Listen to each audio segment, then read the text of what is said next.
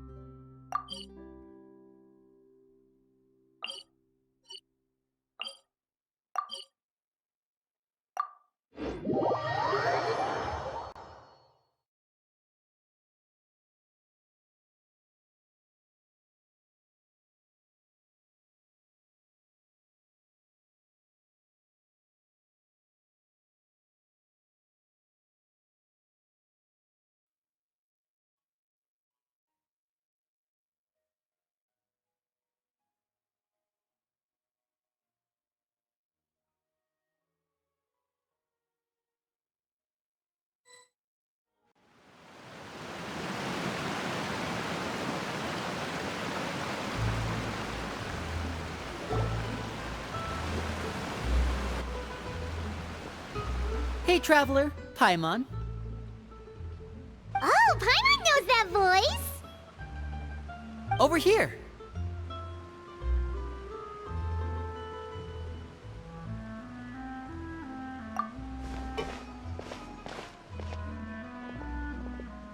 To borrow one of the more popular turns of phrase at the moment, this appears to be quite the fated reunion.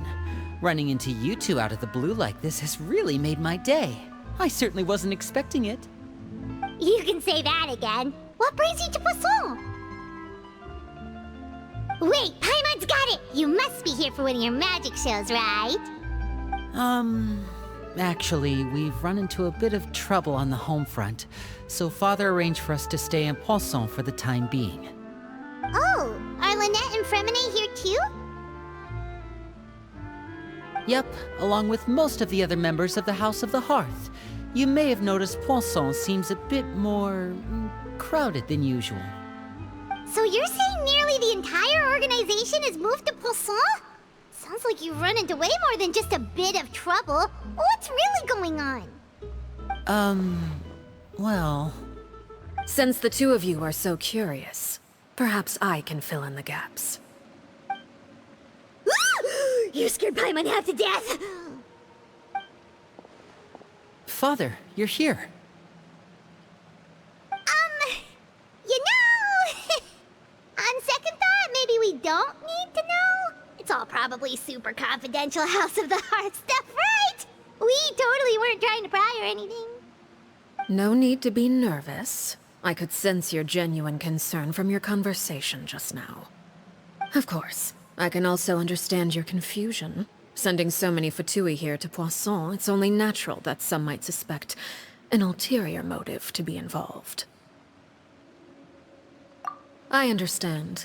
I'm well aware you've had your fair share of confrontations with the Fatui in the past, and I can't exactly guarantee that we'll remain on good terms in the future. As for right now, however, I would say we have little reason to be at odds, wouldn't you agree? The House of the Hearth could stand to be more open with those who have worked so closely with us in the past. As for the issue at hand, well, it hardly relates to any ulterior motive. To be frank, it all stems from a certain rumor circulating around the House of the Hearth. It's an internal matter. What sort of rumor? A rumor that a certain phantom child is hiding away in the House of the Hearth. A phantom child? Ooh, just hearing the name is giving Paimon the creeps. A spirit that should have long ceased to exist is lurking in the shadows of the House of the Hearth. So I decided to bring the children to Poisson before continuing to investigate the situation. I expect I should be able to track down the spirit fairly quickly. After that, it's just a matter of resolving the situation, if you will. It shouldn't be much trouble at all. If you're curious, or if you still have some concerns, it might be advisable to stick around for a few days. I'm sure the children would be exceedingly pleased to welcome some visitors. Lenny, I'll leave you to entertain our guests. I have some matters to attend to. Of course, Father.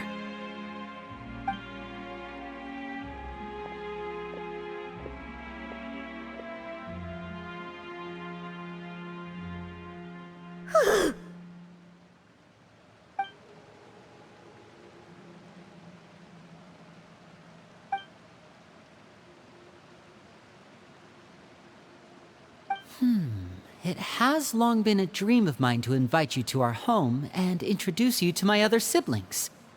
You're quite well known in the organization already.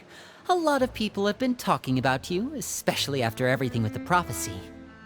If you're willing, why don't you stay a while and have a little chat with us?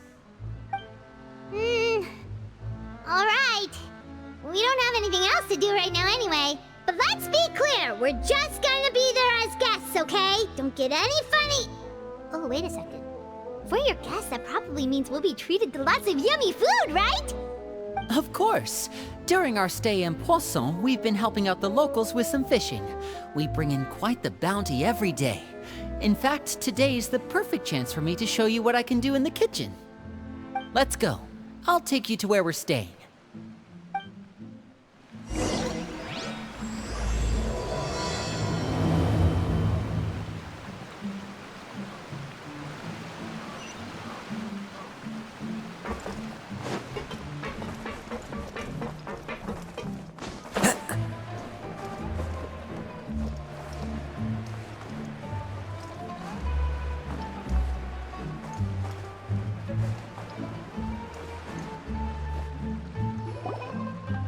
We rented this house from one of the locals to use as a temporary base.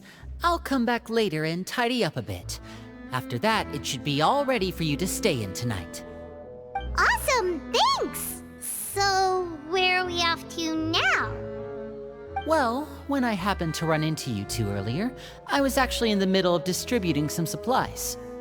With this many people staying in Poisson, we have to bring in outside supplies every now and then. I should probably make sure the rest of these provisions get delivered. Otherwise, people might start to get antsy. Okay, we'll come with! There are all sorts of rumors about your organization floating around out there. Paimon's not sure if she could even take a wild guess as to what's true and what's not. But now that we finally have the chance to see a day in the life of the house, we can take a good look at how you operate! Well, you're more than welcome to come along. Just follow me.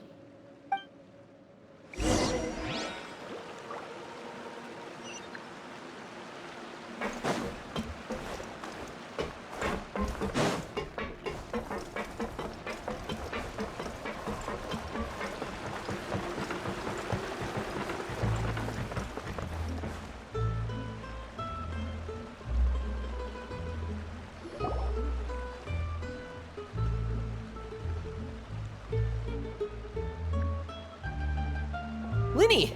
We're finally here. The supplies. I'm assuming you've... Brought them with me? Yep, here you go. Hello? Something caught your eye? It's the Traveler in Paimon! No way! Come here, everyone! Hurry! The Traveler and Paimon are here!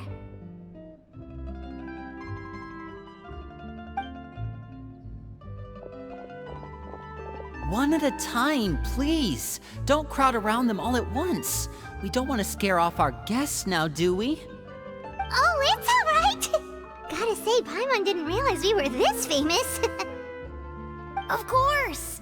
Father and Linny have told us so much about you. Father told us about how you helped Linny. According to her, you're a trustworthy friend. And as far as she's concerned, that's pretty much the highest compliment we've ever heard her give. As you can imagine, everyone's been very curious about you. I heard the Traveler is so strong that he can move a mountain with his bare hands. I heard Paimon eats so much that she can clean out the entire pantry at Hotel Tabor in just 3 days. Wait a second! That's the rumor you heard about Paimon? Oh, not cool at all! Oh, wait! When guests visit, you're supposed to give them gifts and stuff, right? Oh, we don't need something like that. Besides, we don't have anything to give to you! Come on, we insist! I can give you some of my new potions. Just pick your poison. And by that, I mean medicine or actual poison. I've got both. Huh? Or maybe Shaplo can teach you guys about stealth! He's super good at it! He's never been caught. Ah, now that's not a bad idea. I know you usually prefer to fight head-on, but it never hurts to expand your bag of tricks, right? When it comes to eliminating your enemies, staying quiet can go a long way. Trust me, I would know. I was poisoned not too long ago, and I'm still dealing with the after effects. So I'm not quite as good as I was before, but I can still give you some pointers. Wait, when you said gifts, Paimon didn't think you meant poison and stealth tactics. But those are the best things we can give you. You don't like them? Ooh, how about this? Tell me the name of someone who really annoys you, and we'll teach him a lesson for you. All right, Fold, Selwar. I think that's enough suggestions for now. When it comes to being a good host, it's the thought that counts. You don't need a physical gift to make our guests happy. In fact, pestering them with suggestion after suggestion might make them more annoyed than anything. I would say your enthusiasm has certainly gotten across. Really?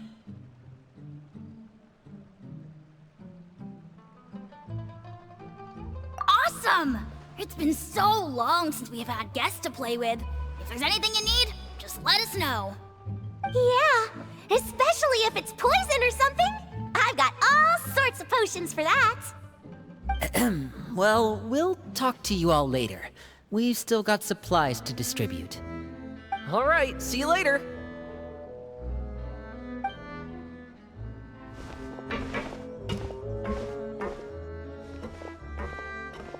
Bye!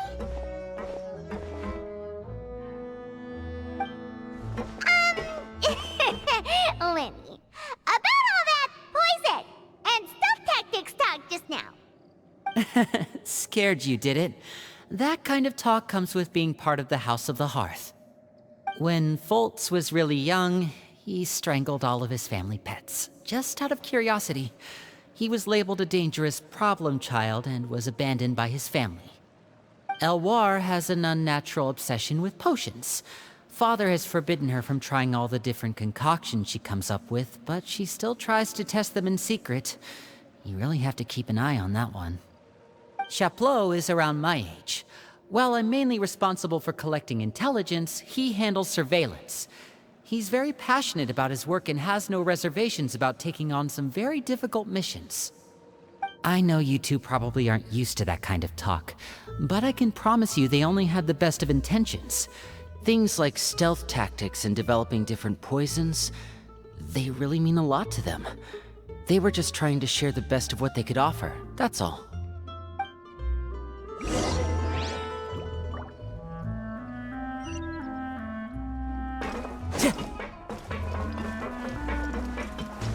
Follow the wind.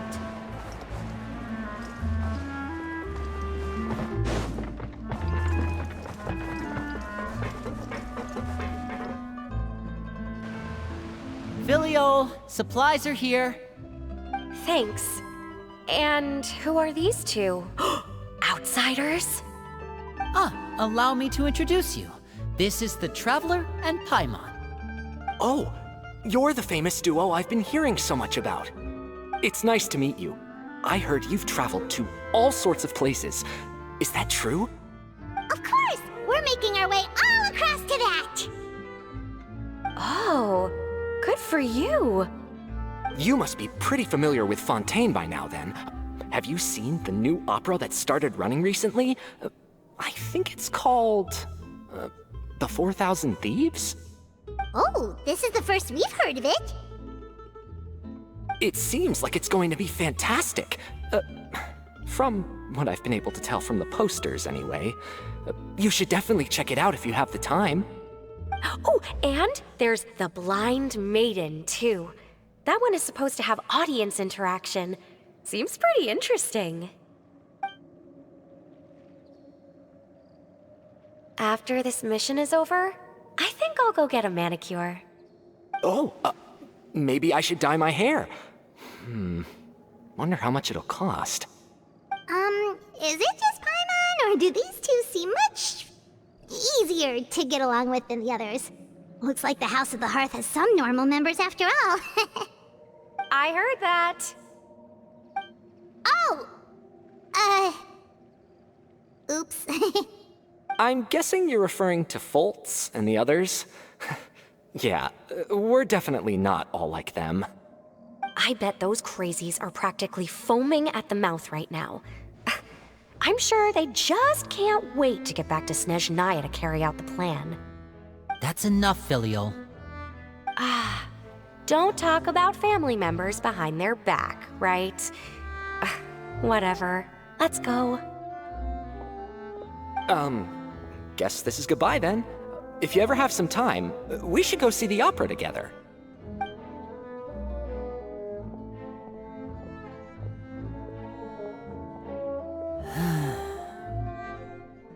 Well, that's it for the supplies. We should probably head back as well.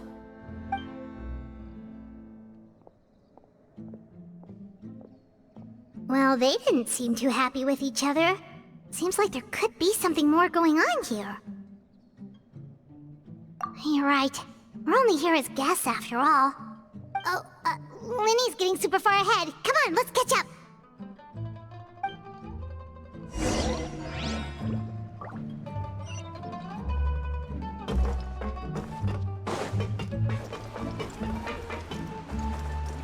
Yeah. So, what do you think of the members you've met so far? Well, Father is always encouraging us to be strong-willed and independent. So if there's one thing we've got, it's people who aren't afraid to speak their mind. Well, I should probably get cooking. Wanna join? Of course! Then let's head out and... Fremine? What are you doing here? Well, Fremine! Nice to see you again! you too. I heard you're here as guests of House of the Hearth. Welcome. We were just going to make some food. Why don't you come along? I could use some help in the kitchen, and I seem to remember you mentioning you wanted to make seafood soup for the traveler in Paimon. Seafood soup? Oh, Paimon's drooling already. Were you looking for something just now, Fremine? Maybe I can help. It's nothing. I just wanted to see if there were any extra supplies. Yeah, we've got some left over. What do you need? Some food and water, and some clean cloth, if possible. No problem.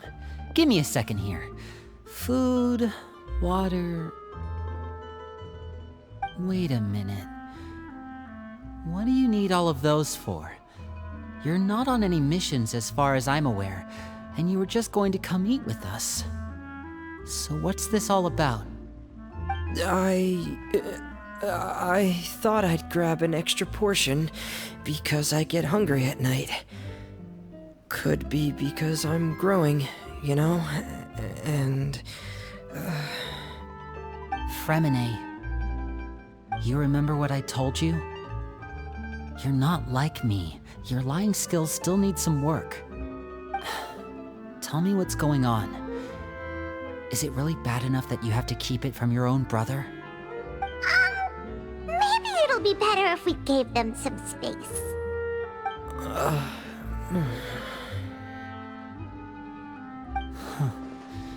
This is the first time I've seen that kind of look on your face. Whatever happened, does it have something to do with Father? Yes. Just follow me.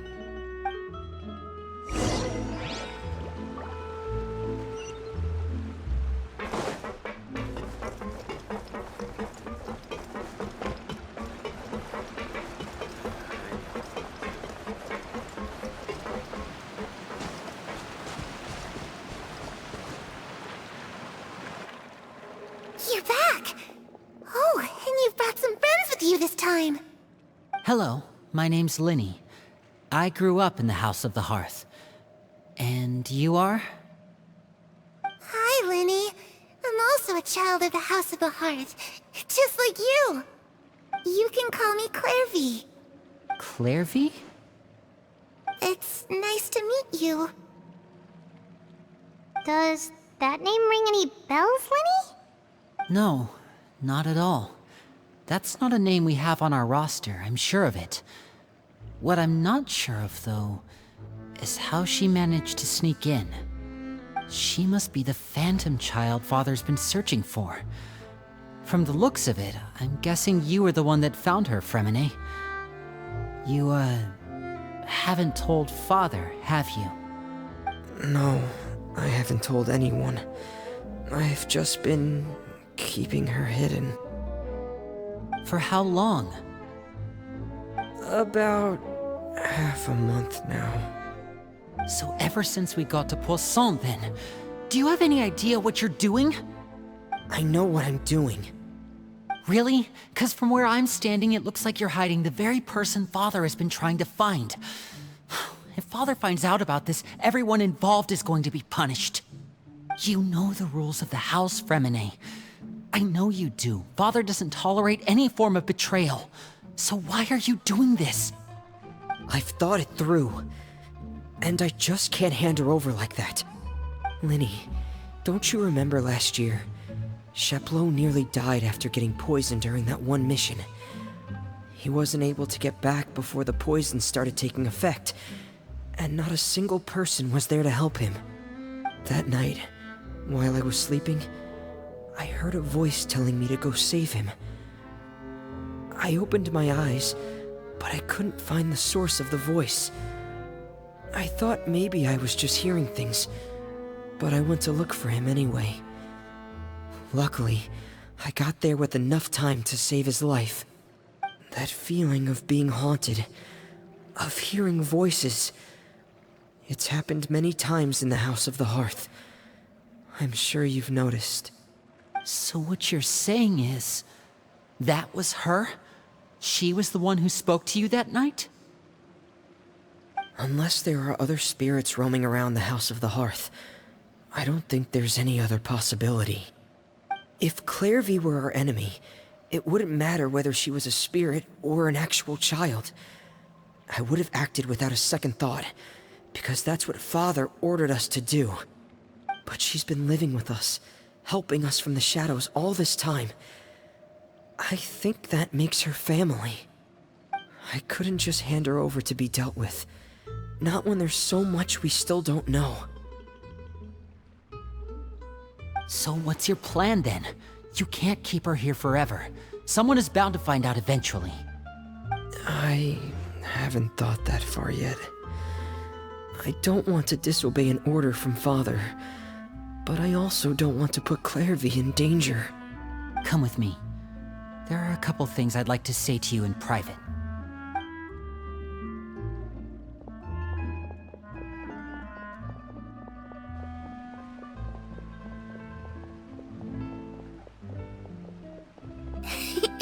Those two sure care a lot about each other.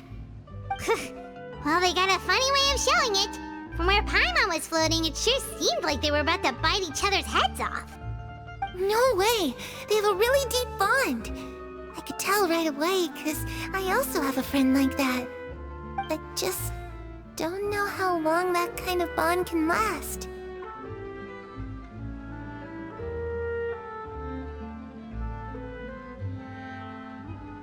darkness in the house runs deeper than you can imagine. No one can get out alive. I'm sorry, Linny. I really didn't mean to drag anyone else into this. Oh, really? You didn't mean to? 'Cause I, for one, wish you did. Huh? What do you mean? You know, when we were younger, you didn't call me Linny. You called me brother, just like Lynette. We grew up together, the three of us. We were all orphans, all rescued by Father. Of all the siblings in the House of the Hearth, I think our bond was the closest. Later on, when you started calling me Linny, I wasn't actually surprised. After all, Lynette and I are related by blood. We've had to depend on each other to survive long before we joined the house. Linny, The darkest and most difficult moments of my life happened before you and I had ever met. I'm sure that's true for you as well. Even so, Fremine, we've stood by each other for all these years now, and to me, that means more than blood. You and Lynette are the most important people in my life. No one can replace you. So I won't let you face anything alone. Not if I can help it. Oh, looks like things are getting kinda heated between Linny and Fremine. Maybe we should go check on them. Oh, it's raining. I should put my clothes away.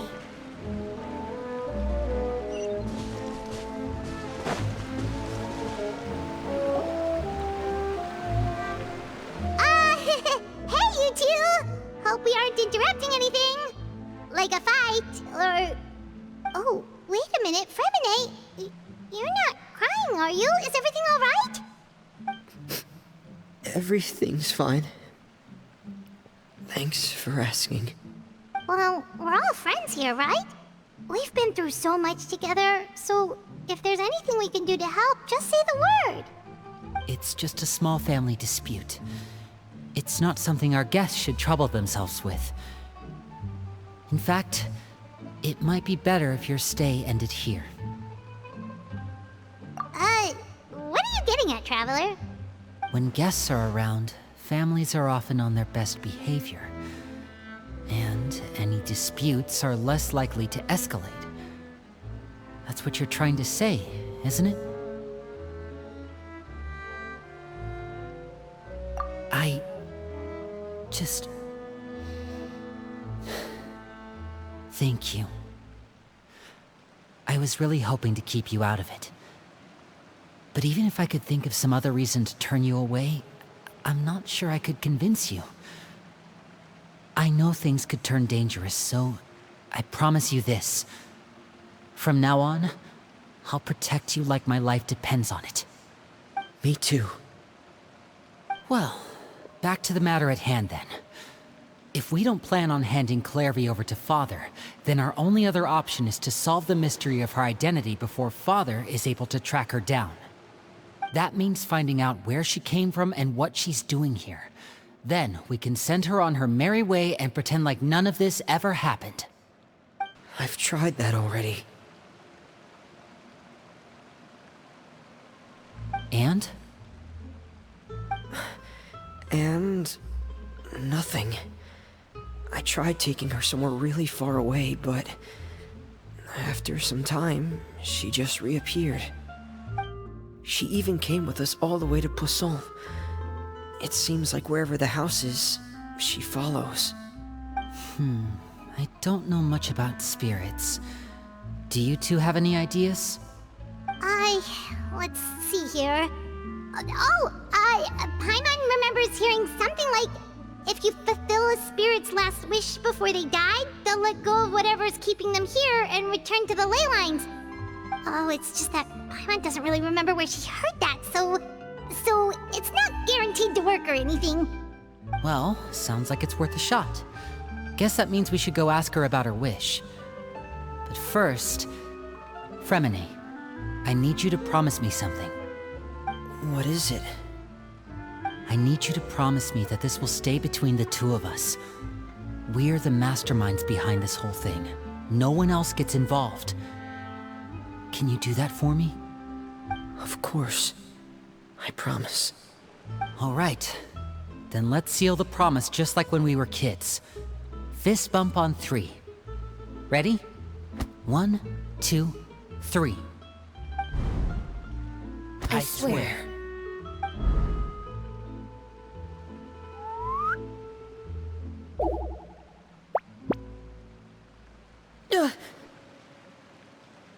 Whoa! Lynette! But what a surprise! What brings you here, dear sister? And, when exactly did you get here?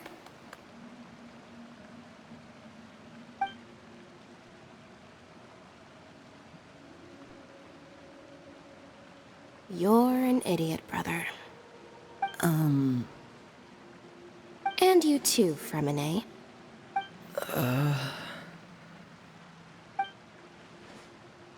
You 3, Traveler. And you 4, Paimon. Wait, what did we do? I've seen Clairvy around the House of the Hearth before. I hadn't seen her in Poisson, so I figured she must not have come with us. But it turns out, you were just hiding her. I heard you talking about your plan. Rather than steering clear of the situation, I'd rather fully join in.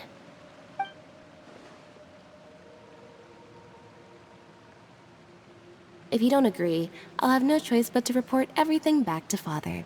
Simple as that. You're not giving us much wiggle room here, Lynette.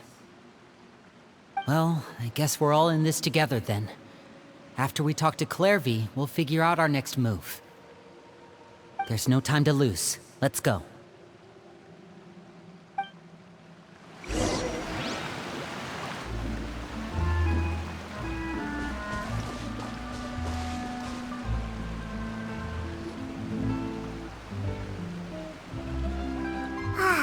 I'm full. Thank you for bringing me this food, you guys. She said she's full, but the food doesn't look like it's even been touched. That's right. Based on what I've been able to observe, it doesn't seem like Clairvy can interact with the physical world at all. Still, when she's presented with food, she'll always linger around it for a good little while. Maybe, in her mind, she really is eating those things. Does she know that she has already passed away? I've tried to ask her, but she didn't answer. My guess is that she's just as confused as we are. Or maybe she couldn't understand the question at all. Clairvy, if you've got some time, I'd like to ask you a few questions. Sure.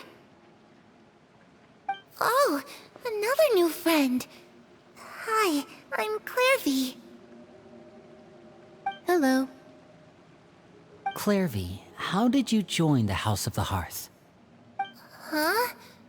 Isn't it the same for everybody? The knave brings you here and then you can't leave. It's just that your name, it's not on the roster. And I've never seen you before. The roster? Oh, I get it now. I think there might be some things you don't know about this place. The people in charge, they're not as nice as they look. They say they keep a roster, but it's not complete. There are a lot of people who aren't on it, and never will be. In this house, some people are family, and other people are just test subjects. Those kinds of people aren't ever going to get a place on the roster, unless it's the roster of people who've been executed. Wait, does that mean the knave... she... Is there anyone that can vouch for you? Perry, she's my best friend. She's the only one I trust in this place. Have either of you heard of that name before? No. Me neither. Clairvy, Perry. Neither of those names are on the roster. But it seems like she's telling the truth. Either that, or this kid's already got a bag of tricks bigger than mine. Maybe we should try a different approach. Clairvy, do you have a wish? A wish? It can be anything you want. Just imagine. It's your birthday, you're blowing out the candles, and your wish is...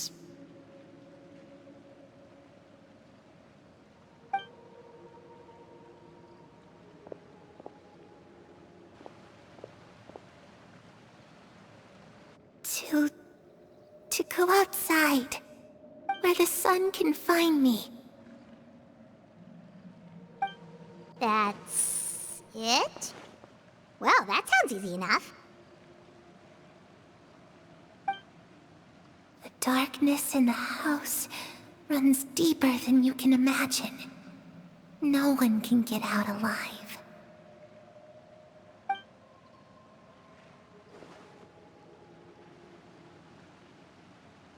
Okay, time to divide and conquer. Listen up, I've got a plan. I'll try and find a way to use basic illusory magic to take Clairvy outside and bring her somewhere with sunlight. Lynette, try and find the list of executions that Clairvy was talking about, and see if her name is on it. Fremine, you stay in Poisson. We can't be the only ones who've had run-ins with Clairvy. I need you to collect intel on everything she's said and done. Understood. I'll try my best. What about us? What should we do? I really appreciate your willingness to help, but this is a family matter. I don't want to drag you in too deep. It's too risky. Let me think. Since Father considers you to be guests, maybe you could stick by her side for a little while. You don't need to do anything except keep up some nice, casual conversation. Ah, Paimon gets it. You want us to distract her. I'll give you a magic bird. If Father suspects something, all you need to do is release it when she's not looking, and it'll alert me that something's wrong. Of course, that's only as a last resort. If Father doesn't seem to notice us, there's no need to make contact. We'll reconvene here tonight after all's said and done.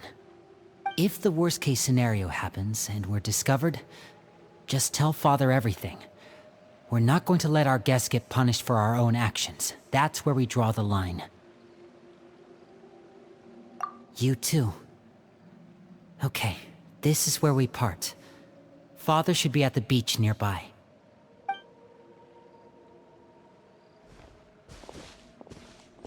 I really hope this goes well.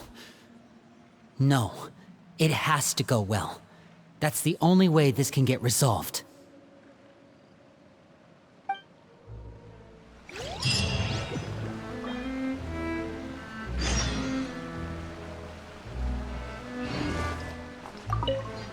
Clairvy, I'd like to take you somewhere.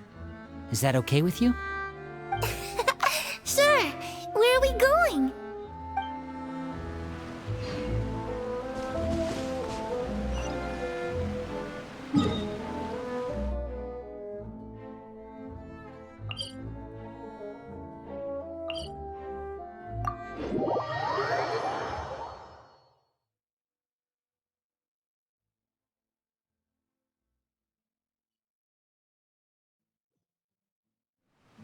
Wherever in this world I roam, I carry memories of Into the Wind.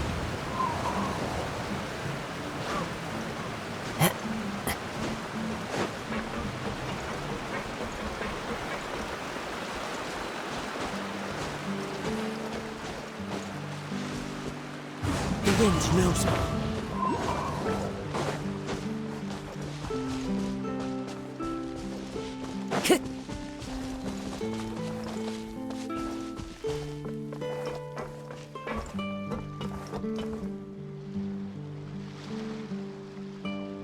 It's the knave and child.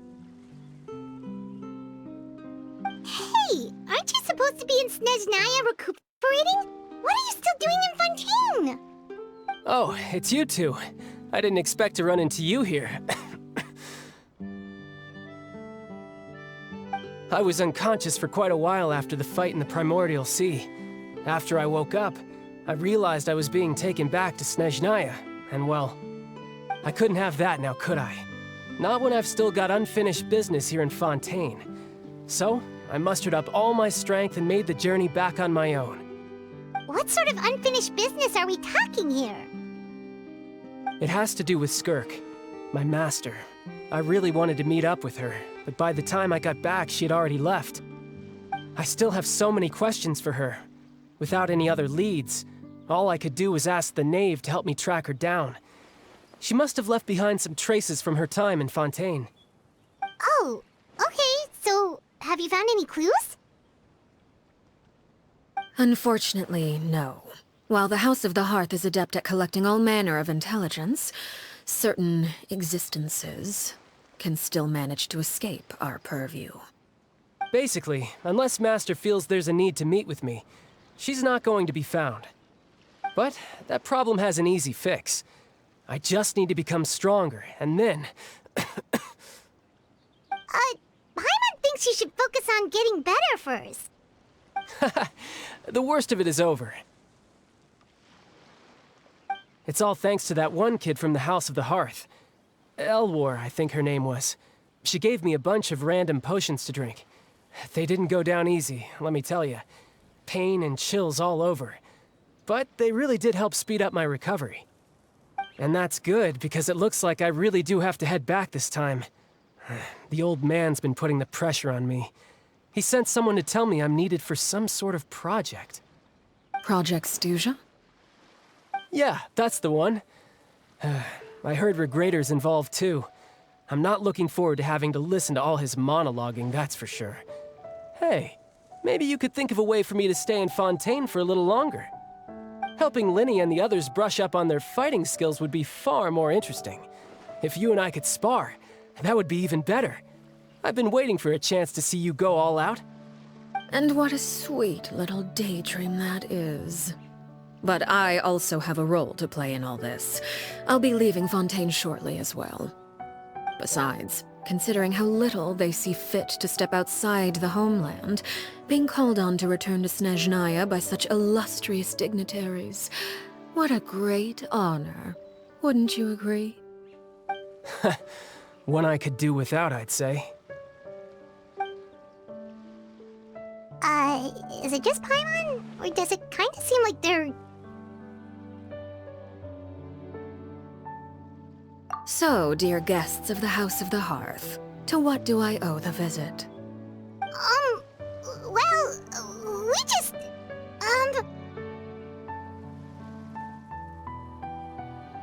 Right! We're super close to Linny and the others, but we still don't know much about you! Is that so? Introductions have already been made, have they not? Oh, well, you see? There's only so much you can learn about someone from a short introduction. At least tell us something a little extra, like... Why do you call yourself father?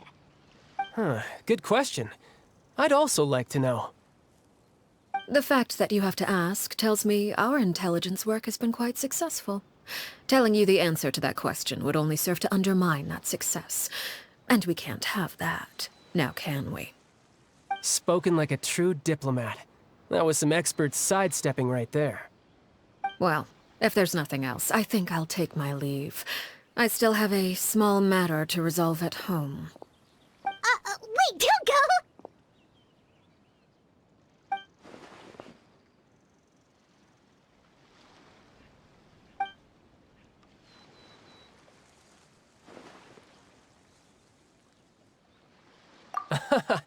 I'd also like to hear the answer to this. I've met some of the members of your organization, and they all seemed like really good kids. They actually reminded me of Tonya and Tusser. Which, by the way, if you ever betray them, I'm just letting you know, I won't let you off easy. And why would I betray them? Well, you've already betrayed the House of the Hearth once, haven't you? At least, that's what I heard.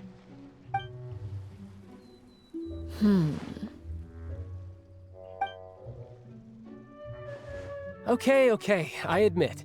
That's just what the old man told me. The rooster, I mean.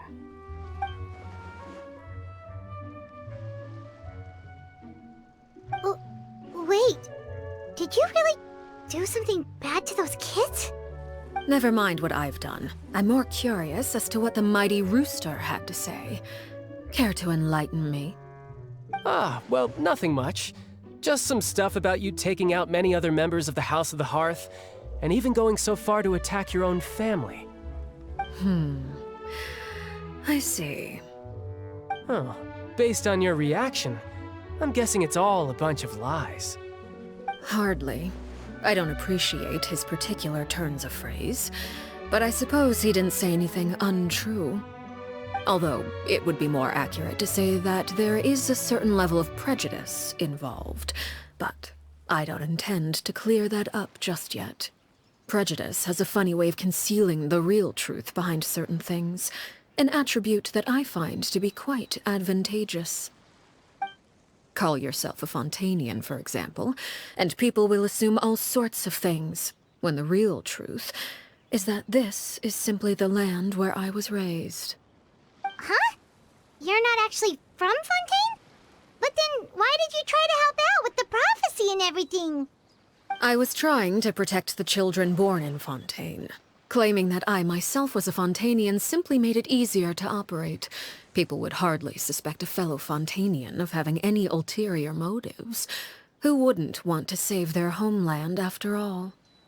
The primordial sea wouldn't have any effect on me, but it would have caused great harm to the House of the Hearth. Well, you wanted extra information, didn't you? There you go. I hope that satisfied your curiosity.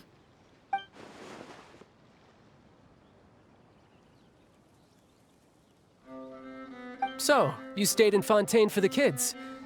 I guess I was wrong to believe you'd betray them. Apologies.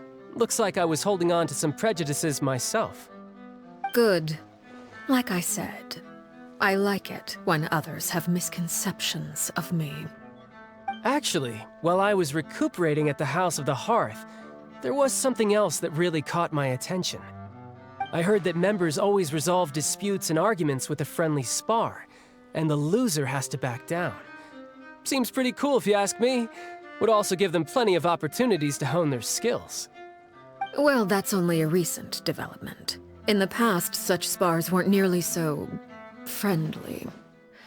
The losing party would lose everything, including their life. They were that high stakes? Whew, at least that's not a thing anymore.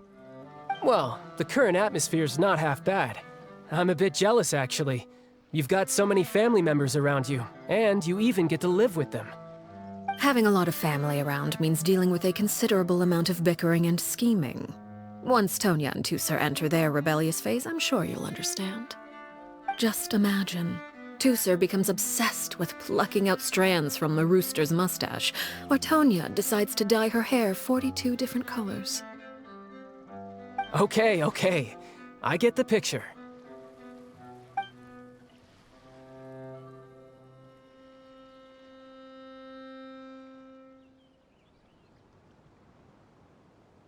Well, would you look at the time? I should probably get going. Traveler, Paimon, I'm not sure where our paths will cross next, but the next time we run into each other, we should definitely try and find some time to spar. Again, maybe this is a conversation we can have when you look less like you're gonna kill over. All right. Well, thanks for everything, Arlecchino. No thanks necessary. You also played a part in obtaining the Gnosis. I would say we can call ourselves even. I like the sound of that. Well, I'm off. See you all some other time. We should probably get going too. Do you want to head back with us? Oh? You want me to leave so soon? Oh, well, you see, I'm rather enjoying the evening breeze. If you don't mind, I think I'll stick around for a bit. I have some things to think about. Apologies for not attending to you like a proper host. Please forgive this slight. I do hope you'll have a pleasant stay. We managed to keep her distracted until nightfall. Good thing Child was there to keep the conversation going. You don't think she suspected anything, do you? Oh, I wonder if Liddy ran into any issues. Let's hurry back and see how everything went. Oh? You decided to stay a little longer? Let's take in the ocean view together, then.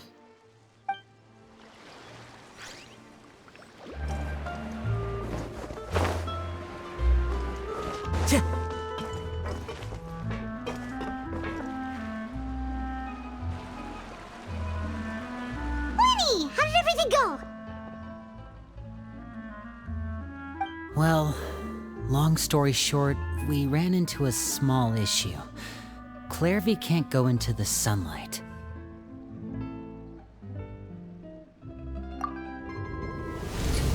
Everything was fine at first.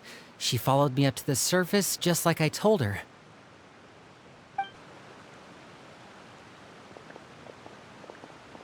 But as I led her out of the shadows and into the sunlight, she vanished.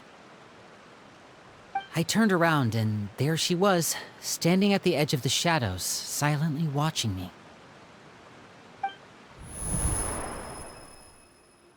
Huh. Maybe she's afraid of sunlight, or... No, it wouldn't be her wish if that were the case. Well, we could always try pushing her into it. Oh, true. I've pretty much tried it all already. Nothing worked. Eventually, the sun went down, so all I could do was bring her back here. How did it go with you, Lynette? Good. I've got the list. It's right here. Really? Well, what are we waiting for? Let's take a look!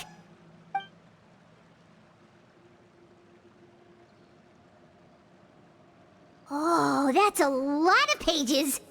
Oh, it's gonna take forever to get through it all. We can each take a section. Here. La Pouillade, l'endroit, Chambel, horaire.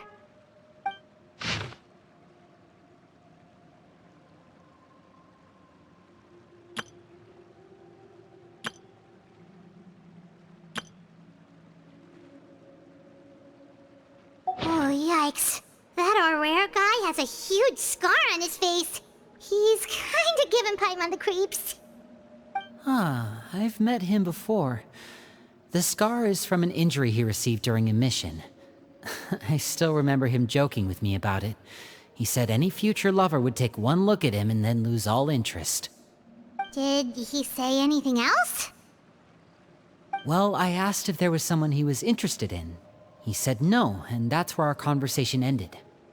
It was only later that I learned he really did have someone he liked. He risked everything to escape so he could be with her, but it didn't work. One day, Father asked to see him, and, well, I never saw him again after that. Wait, so that means the knave, she... It may seem cruel, but it's just one of the rules of the house. Betrayal is not to be taken lightly. We know too many secrets to come and go as we please. So, if you do try to leave, you pay with your life.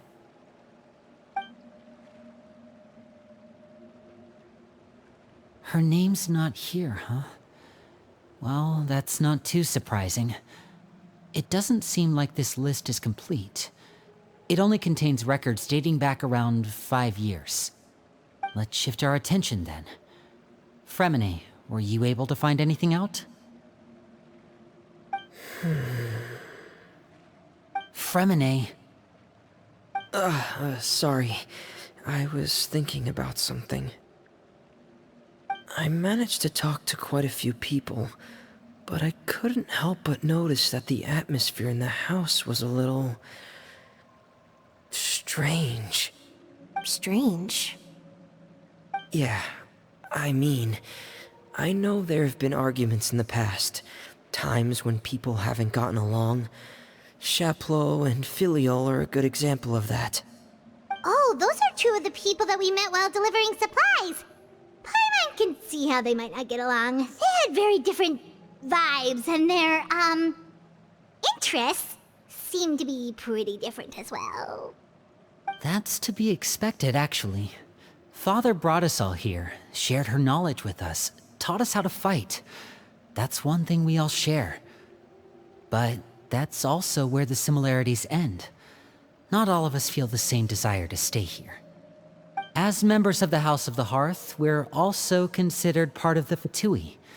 And to a lot of people, that's an identity they never asked for. Certain members get older and realize they want something else for themselves. But considering the rules of the House, most people would never say that out loud. People like Chaplot and Foltz are loyal to Father and her vision. They're proud to be part of the Fatui.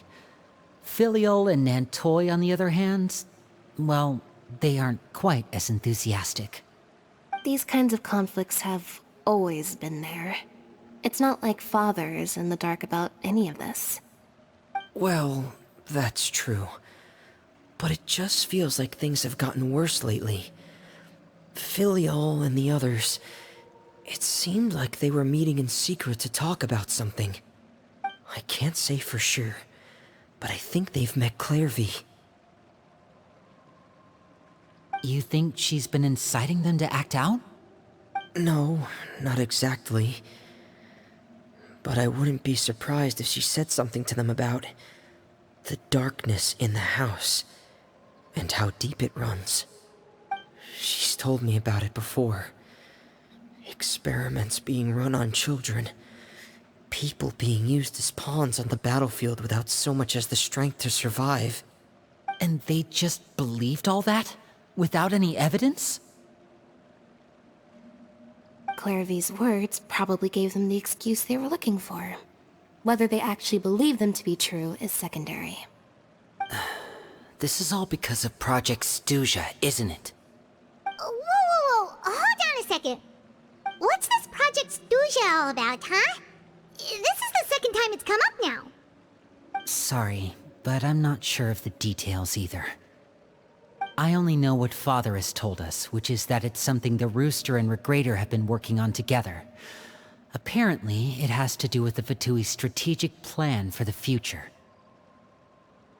Because the House of the Hearth was so successful in obtaining the Gnosis, we now have the honor of playing a key role in Project Stuja. Wait, but isn't that a good thing? Key role is just another way of saying dangerous role. To us, the whole thing is an inconvenience. Father thinks so too, but she's in no position to refuse. Their plan isn't exactly unreasonable, and they've been funneling the house a lot of funding. It's just that we'll lose a lot of members in the process. Participating in the plan, it's an honor in name only. What they're really trying to do is subdue us. The existence of an intelligence organization outside their control makes them feel uneasy.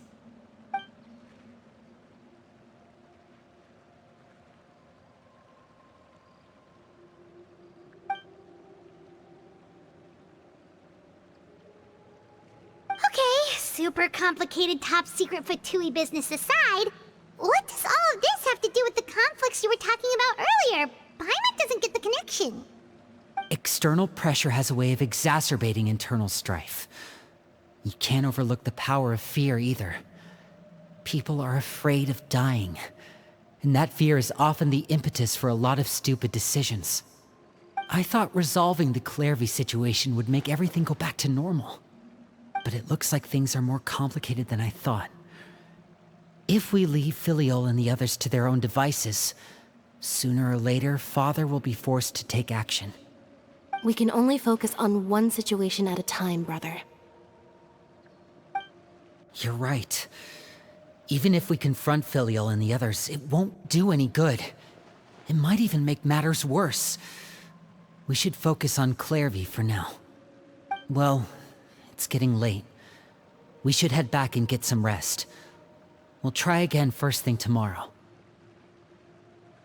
Lynette, you stick with me this time. Fremine, keep a close eye on Filial and the others.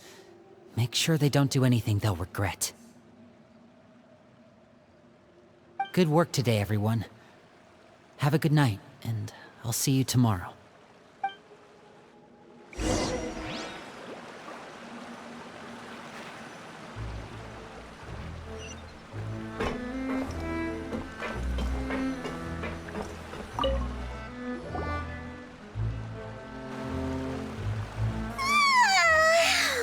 I'm always looking forward to an early night, but she can't sleep at all. Hey, you don't think the knave will be too angry with Linny and everyone if she finds out about all this, do you? She's even scary when she smiles. If she were to actually get angry... Ooh, you have to protect Paimon if that happens, okay, Traveler?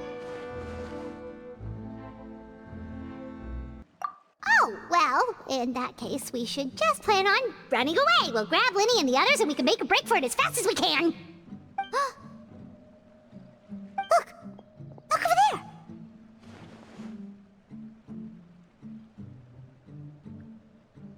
Quick! Let's catch up with her before anyone sees!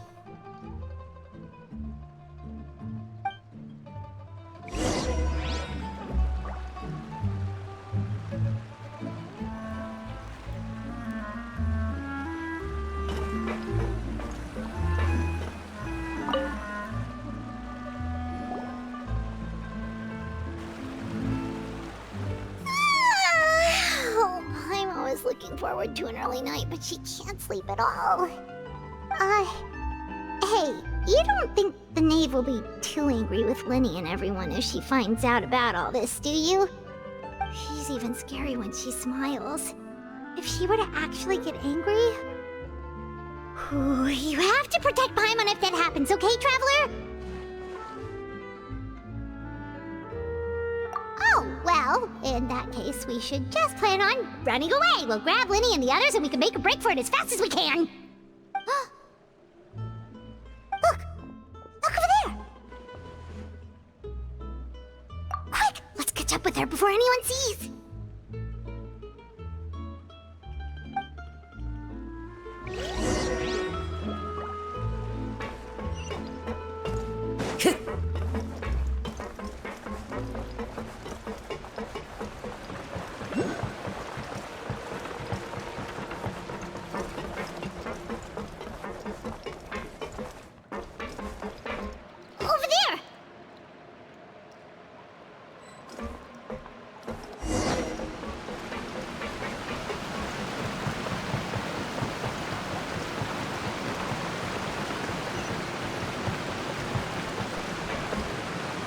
Where is she going? Or if someone sees her, we're toast!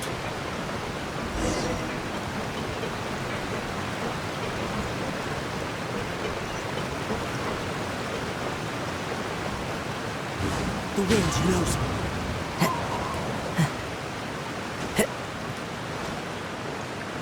Oh, look! She stopped!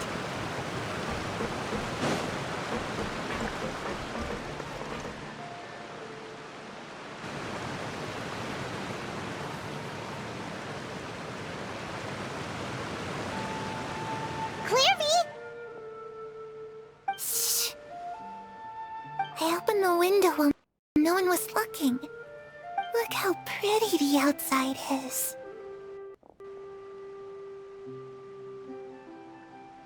If only I could have more than this. You probably think I'm being silly, huh? All this hopeless resisting. It's better to dream of what I could have than try to make it a reality, right? Please, help us get on the same page here, Clary.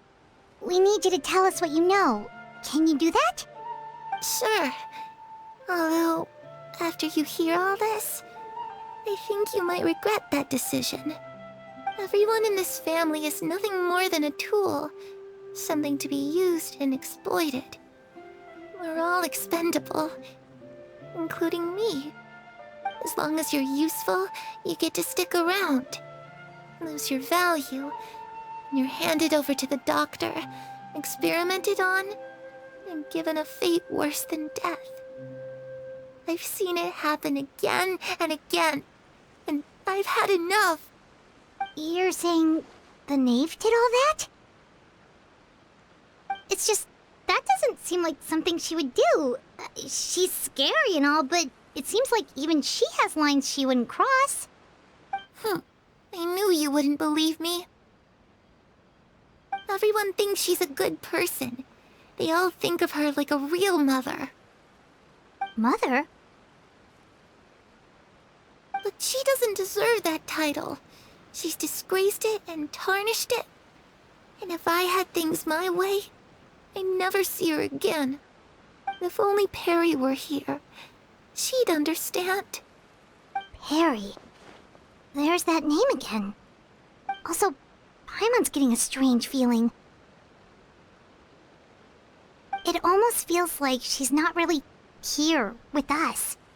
Paimon can't tell if she's actually talking to us or if she's mistaken us for someone else. Well, in any case, it seems like she really needs someone to talk to. We should keep her company for a little longer. She looks so young, but it seems like she's been through a lot. It's getting windy. I should close the window. Ooh, look at the moon. Isn't it pretty? Hey, wanna hear a secret? I heard that if you look up at the night sky in Snezhnaya, you can see the aurora. It's supposed to be super pretty. Even prettier than the moon tonight. Perry and I promised each other that once we're older, we're gonna go see it together. But I can't find her. I'm worried she's also been... No, that wouldn't happen to her. She's special. Mother likes her a lot. I should really go talk to Mother, but we just fought. She doesn't want to see me, and I'm too scared to face her. What should I do?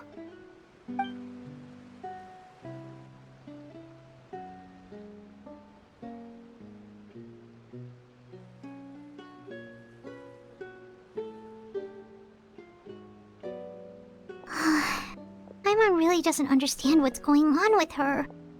Well, let's head back. We've got an early morning tomorrow.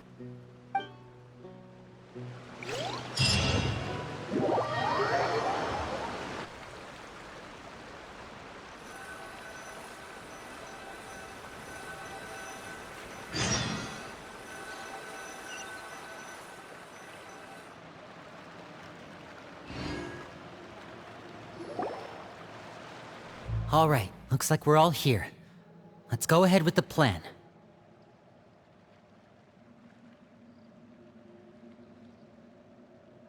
Oh? What is it? What makes you ask that? Well, we kinda ran into Clairview last night, and that's what she told us. We met the doctor back in Sumeru. He's super dangerous, and he's done all sorts of bad things. It's possible that Father and the Doctor have had certain dealings, but I don't think Father would work with him. We're not really on the same side, so there's not a lot of trust between them. That doesn't exactly set the stage for a successful partnership. I did hear, though, that when Father first became a Harbinger, the Doctor offered to work with the House of the Hearth. Father rejected most of his proposals, except for one. It had to do with some sort of secret experiment. Secret experiment? Could that be what Clairview was talking about? I don't think so. I don't know any details about the experiment itself, but I do know it's an entirely independent operation. The Doctor only proposed a direction for the research. That was the extent of his involvement. I still don't think that counts as working together. The details of the experiment are confidential, but complete records are kept on all participants. That doesn't seem to be the case with the situation Clairview referred to. I know you don't agree with some of the Fatui's methods, and I'm not asking you to. But I am asking you to trust us on this. The House of the Hearth has its own principles. There are certain lines we're not willing to cross. Alright, that's good to hear at least. Clairvy seems to think the knave and the doctor worked together to do something horrible. If that turned out to be true, Paimon doesn't know how we would even face you guys. It's just that it doesn't seem like Clairvy is lying either. The easiest thing to do would be just ask the knave directly, but Paimon doesn't think she'd tell us.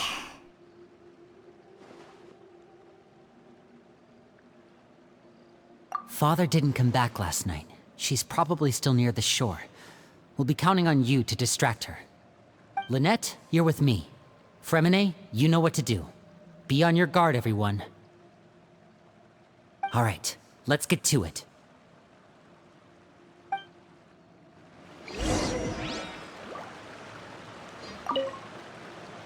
Where are we going today? Let's try somewhere further away this time.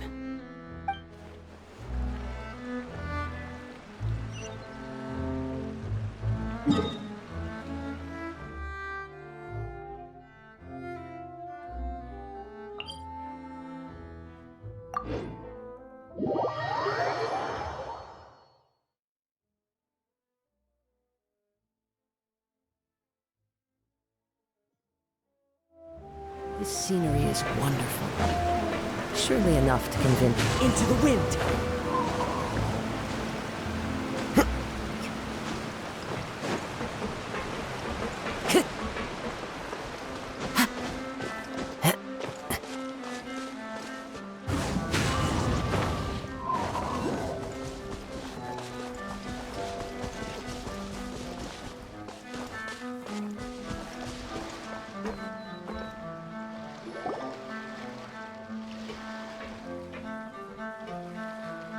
Ah, it's you two again. I must say, you look a bit pale. Did you have trouble sleeping last night? A little. Perhaps if you had less on your mind, you'd be able to absolve yourself of such troubles. So what are you planning to do now? Catch up on some sleep? Or should I give you some time to rack your brain for a topic to discuss before I ask any questions? Although I must profess to being curious. Without child here, how do you plan on distracting me? Us? Distract you? A good one. But no, we were just here for a chat. Looks like you could have used some extra time to think. No matter. If you don't have any other plans, why don't you accompany me somewhere? Don't worry. I'll be sure to steer clear of any scheming children. The ocean breeze is sure nice today. Children always think they can hide things from the grown-ups. But nothing gets past me. Least of all a little scheming. I think I'll let them have at it for a little longer. I can be very patient. Well, I'll leave you to think things over. If you're so inclined, meet me outside the Palais Mermonia. Good things come to children who do as they're told. So I do hope you decide to tag along. If only for your friends' sakes. What should we do? She clearly knows about everything we've been doing, and Paimon doesn't think it'd be a stretch to say she was threatening us just now.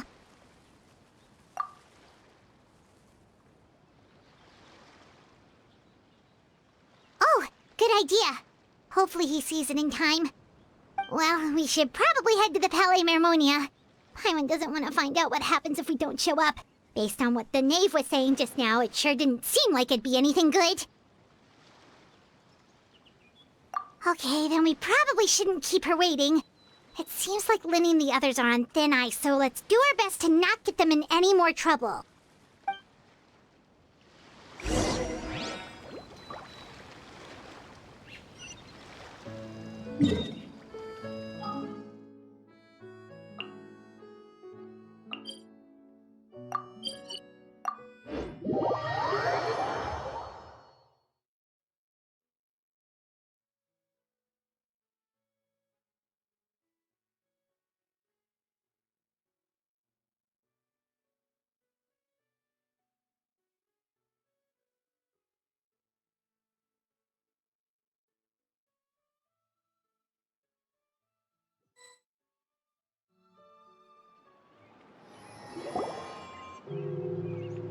Seeing as we still have some time before my meeting, we might as well enjoy some pleasant conversation while we wait. I'm glad to see you get along with my children. Being surrounded by good companions is necessary for a child's development. You're not planning on doing anything to them, are you? I assume you're referring to Lenny, Lynette, and Fremine. Although, there's that situation with Filial and Nentoy as well. It appears quite a few people have been acting out lately. No matter. I'm not one to discriminate. All those who betray the house meet the same fate. There are no exceptions. Does that mean you're going to kill them? Oh, are you here to beg for their lives? I'm sorry to disappoint, but the rules of the house change for no one. In my organization, everyone is responsible for their own actions. But don't you care about them at all? They really respect you. They even call you father. You must feel something for them. Any organization in which feelings come before principles is one destined for ruin. The House of the Hearth is hardly an exception. You could say our principles are more stringent than most. Perhaps I can offer you this consolation at least. As our guests, you two will not be held accountable along with them. I would imagine Linny, Lynette, and Fremine will be able to keep their lives. As for Filial, Nentoy, and the others, I'm afraid there's little I can do. They can try to escape, but once you know our secrets, there's no getting out alive. But that's awful. Ah, you seem concerned. Out of consideration for my guests, I suppose I could turn a blind eye for a little longer. If Linny and the others manage to dispose of Clairvy in the meantime, all evidence of their wrongdoing will be lost. In that case, I could hardly punish them for something I couldn't prove. If their efforts are unsuccessful, on the other hand, all will be held accountable, and the punishment will be severe.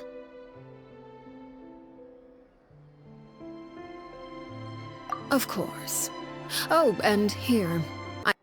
I believe this belongs to you. Do try and keep better track of it next time.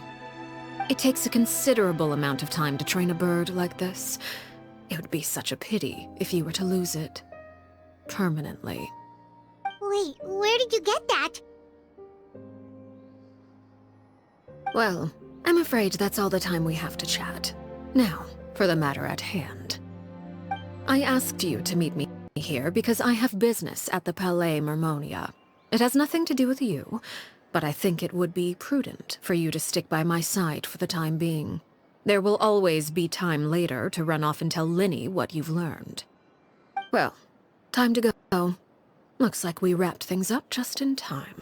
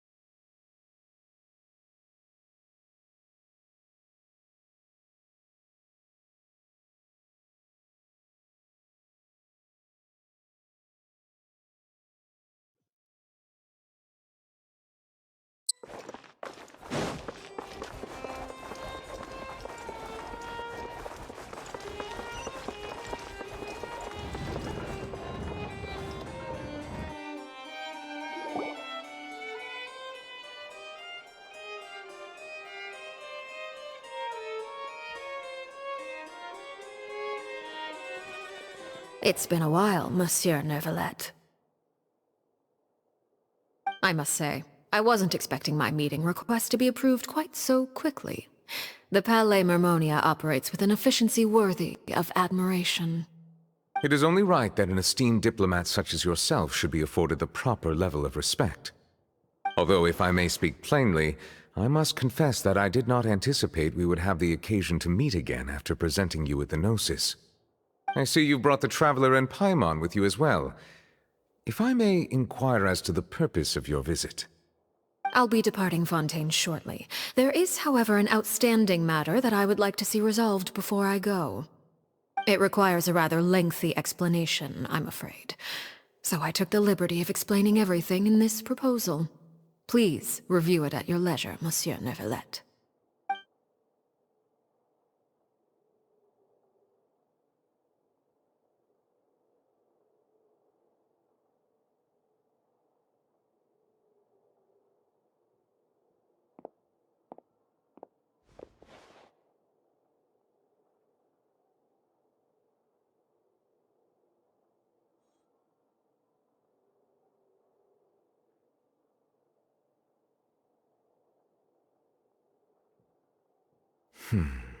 I understand your request. However, at the risk of causing offense, I must admit that I fail to see why you would wish for such a thing. I heard you have a certain fondness for water tasting, Monsieur Neuvillette, so allow me to use water as an analogy. A family is like a large body of water with countless rivers flowing in and out. As someone who watches over this system, I would hope that each river that flows from the source will eventually reach the ocean. Of course, objectively speaking, I know this is impossible. Most of the rivers will dry up along the way, disappearing into the ground and leaving nothing but a barren riverbed behind. Not all rivers are destined to reach the ocean, but I would not see their existence rendered meaningless. I believe the water that flows within them is simply meant for a different destination, like a field in need of irrigation. Or perhaps the glass of a certain water-tasting enthusiast. Did you get any of that, Traveler? Your words paint an optimistic picture indeed. Allow me to remind you, however, few among us are willing to sip from a glass filled with tainted water. It may have been tainted at one point in time, but not to worry.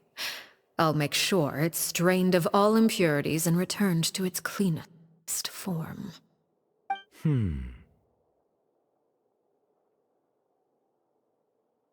I seem to recall there being a transactional aspect to your proposal.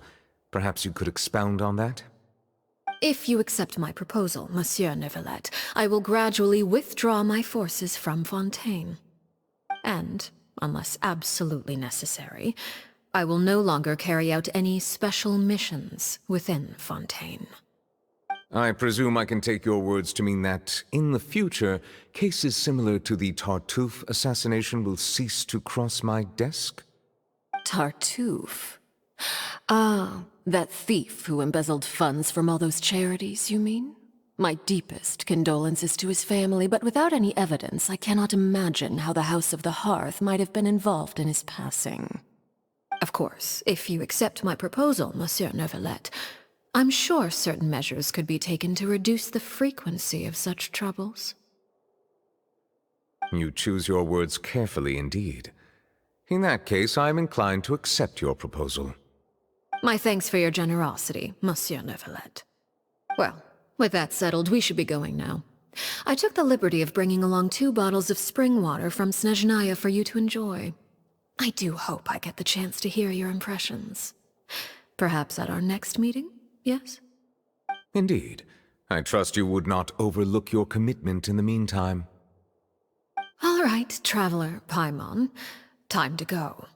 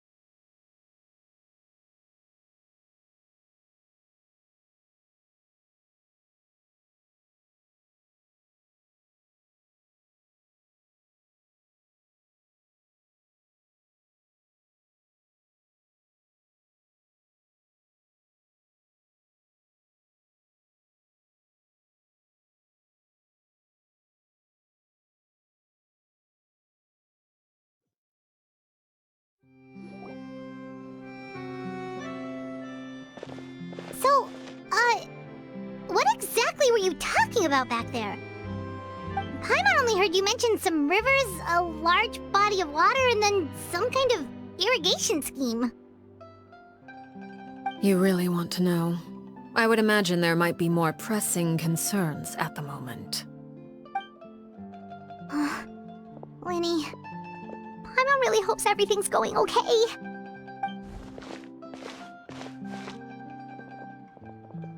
Oh, Paimon recognizes that look. You've got your thinking cap on, don't you, Traveler?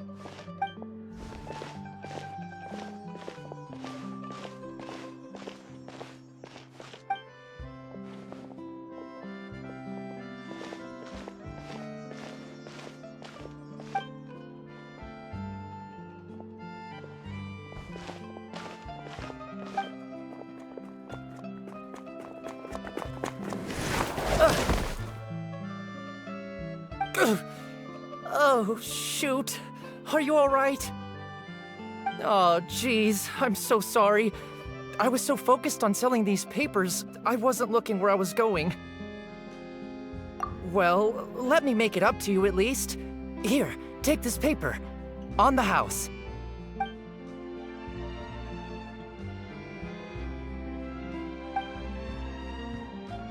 Oh, you don't have to give us anything. Please, I want to. It's not like I'm short on supply. All the extras will be useless come tomorrow anyway. It's my fault, really. I was just trying to bring home some extra mora for the family, but I bit off more than I can chew. I haven't had many takers today, so I'm still swimming in papers. What's going on here? Nothing much. I just ran into your friend here on accident. I should probably get going, actually, so... Hold on. Of course, I'm happy to compensate you with mora, it's just... I don't have any on me at the moment. I'll take 3 papers. Here, your payment. Oh! Thank you for your patronage. May the Archons bless you with good fortune. If only I had the chance to run into such generous customers every day. I should probably just take on a smaller inventory though, right? I'm getting married soon, so sometimes it's hard to not get ahead of myself. Anyway, I should head out. Goodbye! Well, now that my affairs are settled, we should take the boat back to Poisson. We've even acquired some light reading to enjoy along the way. Actually, why don't we stick around for a little longer? Paimon just realized how hungry she is. She can't head back to Poisson on an empty stomach.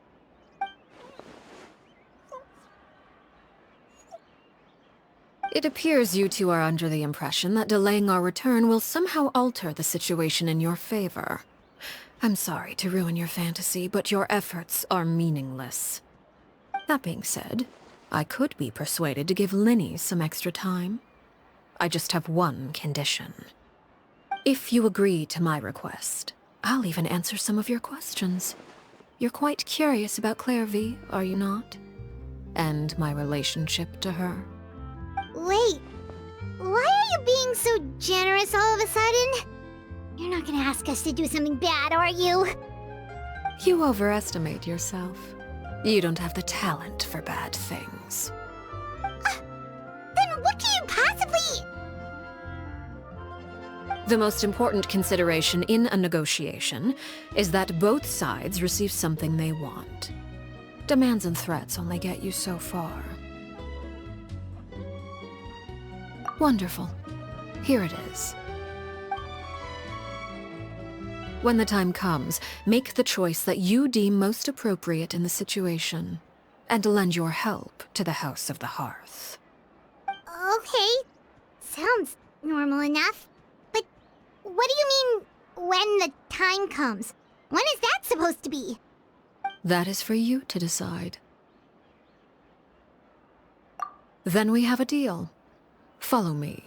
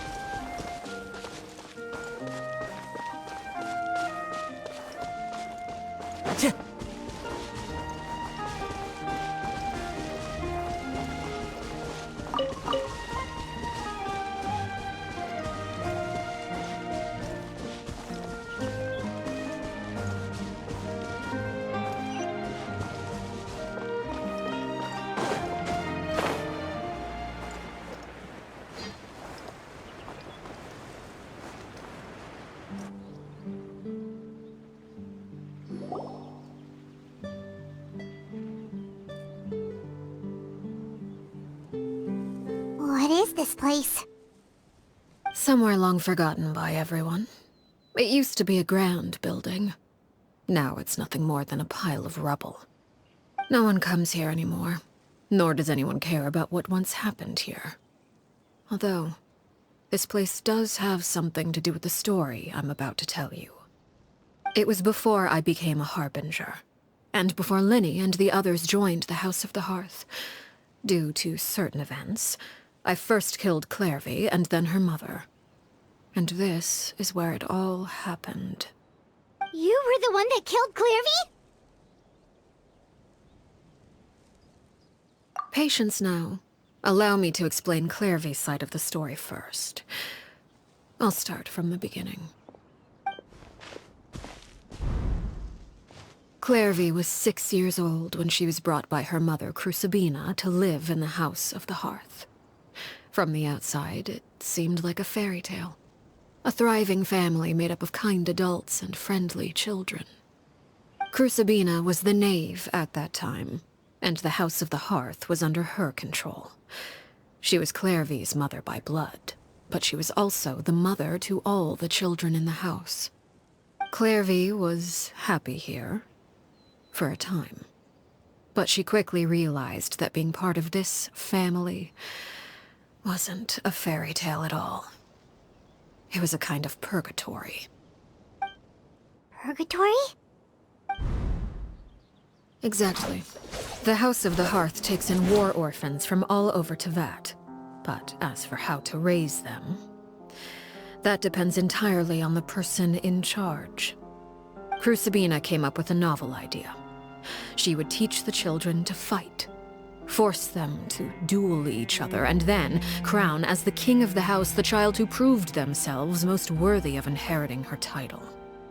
It's difficult to estimate the number of children who died or were maimed in the process. There's little I can say about the ones who died.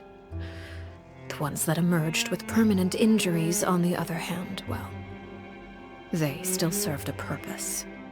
They would be handed over to the doctor to be experimented on, or sent away on dangerous missions. Nothing more than tools to be used and then discarded. So those were the experiments Clairvy was talking about. But what actually happened to her? You said that Clairvy was Crucibina's daughter, so if Clairvy tried to convince her to stop what she was doing, Crucibina probably would have listened, right? Despite being Clairvy's mother, Crucibina cared little for her daughter. She forced Clairvy to join the House of the Hearth only as a means to demonstrate her own impartiality as a mother, to prove that she treated all her children equally.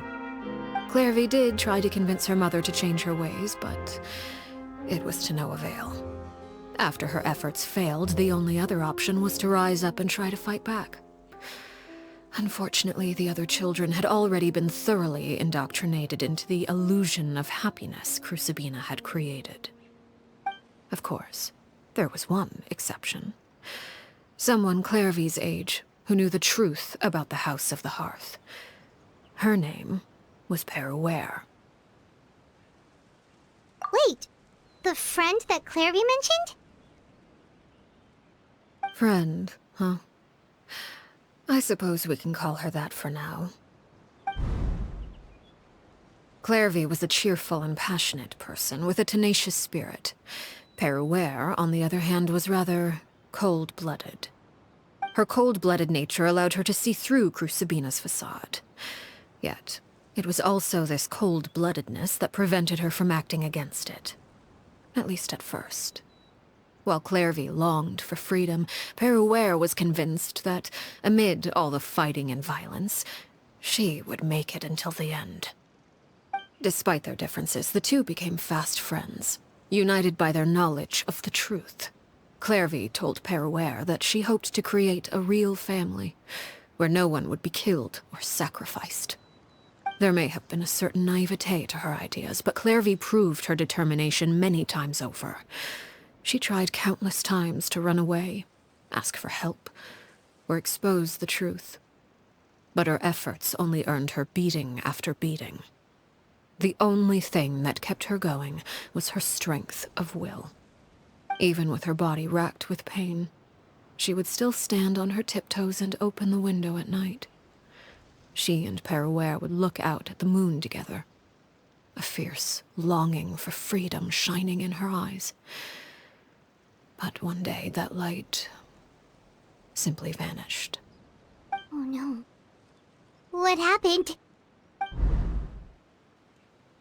Her hopelessness resulted from a culmination of things. 10 years had passed. 10 years worth of failure after failure. She and Peruere weren't children anymore, but finding any chance to escape still seemed as hopeless as ever. It was during this time that Peruere suggested a new plan. If escaping was out of the question, why not take down the very person sitting on top of this throne of lies? Mother herself. Clairvy rejected that proposal. She claimed that, as a famous harbinger, Crucibina possessed an unimaginable amount of power. Trying to kill her would have an incredibly low chance of success. Clairvy never gave another reason, but Peruere could see it written all over her face. Clairvy still thought of Crucibina as her mother. Killing her own flesh and blood was a line she couldn't bring herself to cross. If she couldn't escape and fight back, then only one option remained. Precisely. Death was the only way that she felt she could be free. It happened during a duel. When she arrived at the dueling ring that day, her partner turned out to be none other than Peruere, the very person that had stood by her side all those years. It was a fierce battle, but ultimately, Clairvy decided to let Peruere end her life.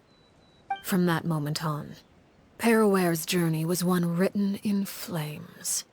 When the rain finally came and washed it all away, there she stood, the sole victor in Mother's endless game of slaughter, a trail of corpses strewn across her path to success. It was the very result she had predicted 10 years prior. Even then, she believed she would make it until the end. She wasn't surprised by the fact that she emerged as Mother's undisputed heir. Rather, her success left her with an inexplicable sense of restlessness. She was unsettled, and there was only one thing that could quell that sensation. Perhaps you two would like to take a guess as to what it was? Crucibina, you mean? But... Correct. This is the place where Peruere killed her best friend. A mere year later, this is also the place where she fought tooth and nail to kill the mother they shared. The moment she acted, any conception of what was right or wrong ceased to matter. It's one of the principles of the house. Only those who survive get to write the rules. Peruere won the battle, and became a harbinger herself. After which Her Majesty, the Tsaritsa, bestowed upon her a new name. Arlecchino. So the Perry Clairvy was talking about... It was you all along. You're Peruere. Arlecchino is just a name you got later. I left that name behind long ago.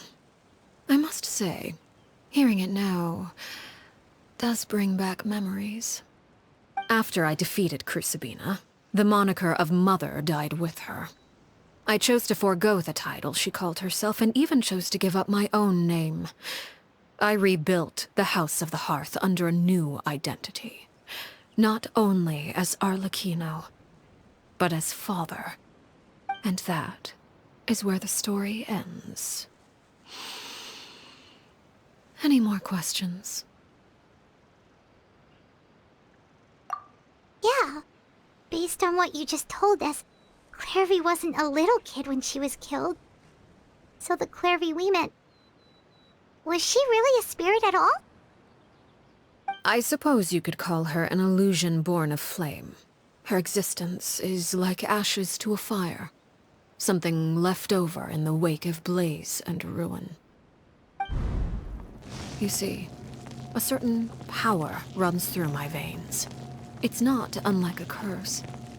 My flames leave behind shadows of anything they consume. Of course, the chances of those shadows morphing into a sentient entity are exceedingly slim. Clairvy is a very special case. Clairvy died when she was 16 years old, but what emerged from the flames was her 6-year-old self. Her appearance wasn't the only thing affected. Most of her memories were lost to the blaze as well. Memory is a mysterious thing indeed. Losing a portion of your memories will alter your sense of self. Lose 10 years' worth, however, and it would be like living in the past. Like returning to a version of yourself that never grew up. No wonder Paimon got such a weird feeling when we were talking to her. Perhaps I should put it this way. Clairvy is someone trapped in time. It may seem like she exists with us in the present, but she truly lives in the confines of her own past. So if all of that is true, then you must have known about Clairvy for a long time. Indeed. She's a rather volatile and unstable entity. Sometimes she would look after the children. She's even saved some of their lives. But other times, she would hide from me and become obsessed with revealing the truth about the house to anyone who will listen. Shadows don't have the capacity to learn or grow. Any new information they encounter is quickly forgotten over time. Your attempts to expose Clairvy to sunlight. They failed, yes? The reason is actually quite simple. In Clairvy's mind, the house is impossible to escape, and it is this very perception that traps her there. But no matter. All I have to do is kill her again, and all will be resolved. I don't anticipate so much as a single speck of ash will be left behind this time. Wait! Paimon can understand why you might want her gone, but isn't there another way? So what if she's trapped in her 6-year-old self? She's still your friend! At least talk to her first! It's too late for that. She broke the rules, and now she must be punished. That goes for Filial and Nantoy as well. She's had quite the effect on them. I hope you understand the difference between Crucibina and myself lies in our formulation of the rules, not our policy for enforcing them. Upholding the rules without question is a trait we both share, because that is how a household should be run. Is this really what you want to do? Whatever could you mean? Don't you want to say a proper goodbye at least?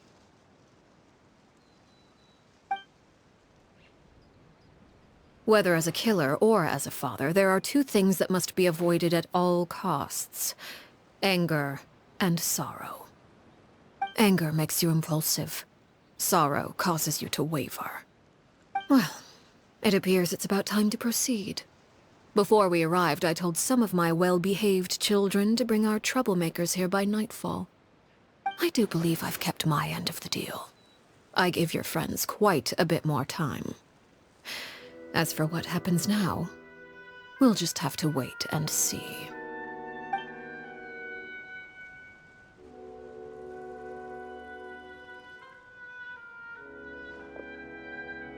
Here they are, Father.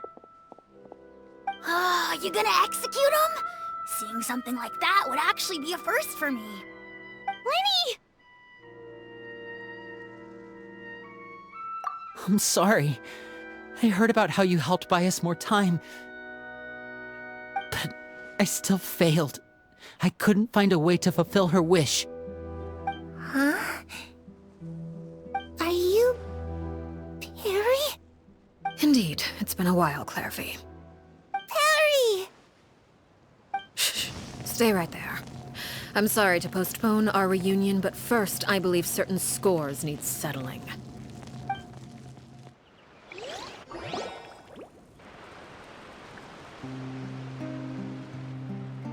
Father, let me explain.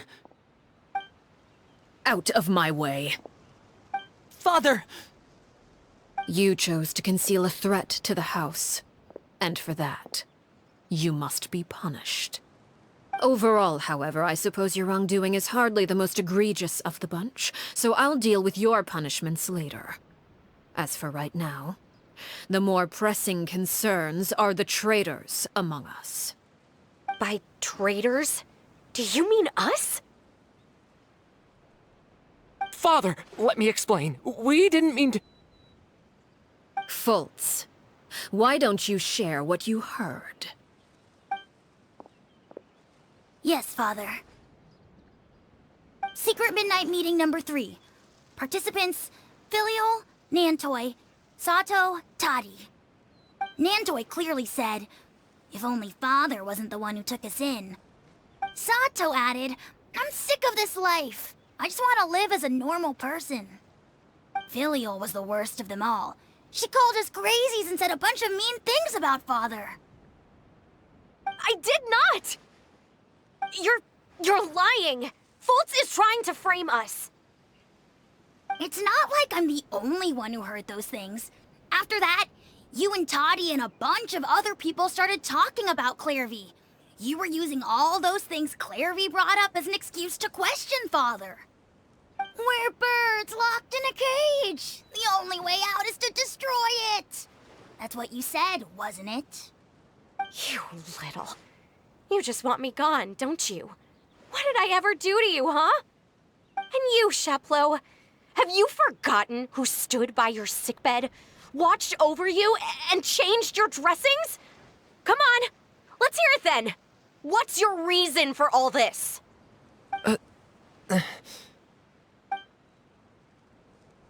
You're wrong, Filial. We don't want you to die. You're our family. Liar. You wouldn't be doing this if that were the case. So why? Why have you backed us into a corner? We all live in the House of the Hearth. You know the type of work we do, Filial. A single betrayal can cost dozens of us our lives. It's not like it's never happened before. That kind of thing is hard to forget. That's why the House of the Hearth cannot tolerate any form of betrayal. Ever since we came to Poisson, you've had 7 secret meetings.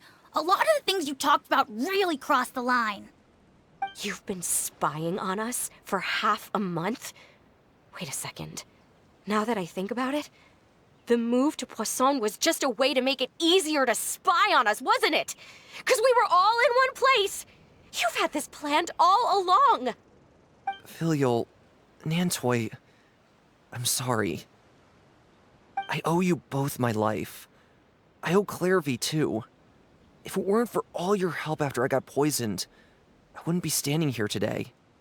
If this were any other situation, I would do anything to repay that kindness, even if it cost me my life. But rules are rules. I'm sorry. My hands are tied. Why? Why? That's enough, Filial. We made a mistake, and we should own up to it. We broke the rules, plain and simple. And now we have to face the consequences. I'm sorry, Sheplo. Fultz. I'm sorry, Father. We... accept our punishment. Chaplot, according to the rules of the House of the Hearth, how should these traitors be punished? All those who betray the house pay with their lives. And so it shall be.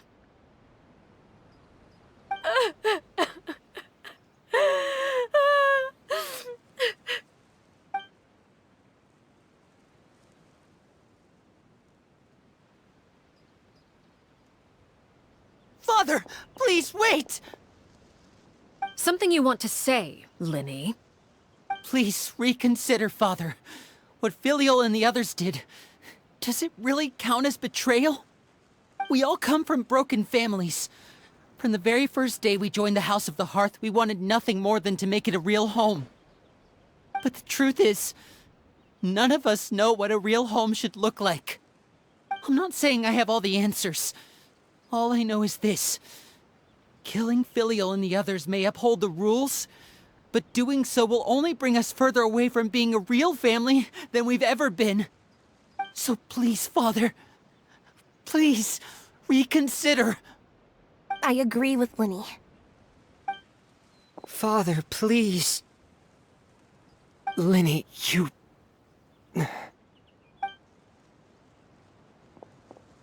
I also agree with Linny.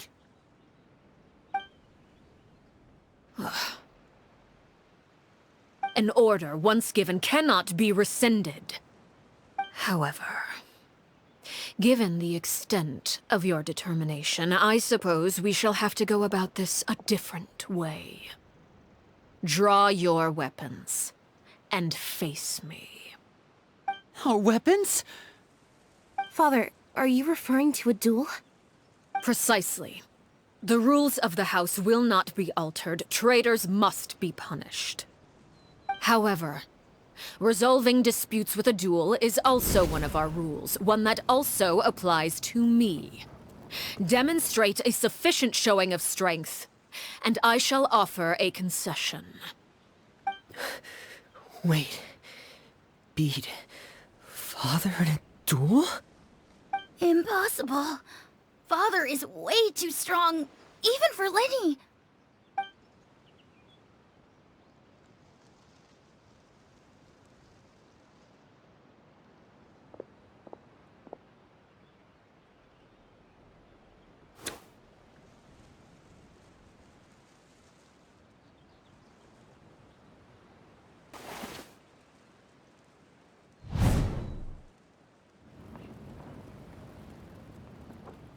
Did you hear that, Traveler? Linny and the others have to duel the knave. What should we do? Can they really win something like that? If they lose, those people from the house are really gonna be executed. Hey, are you listening?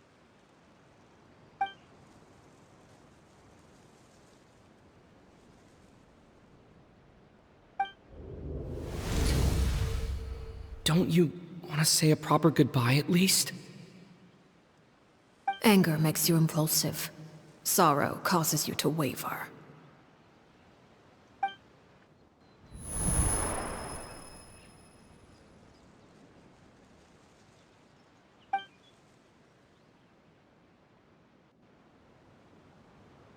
Oh. Looking at that expression on her face, she seems really serious about this. Guess that means there's no chance she's throwing the duel on purpose, huh?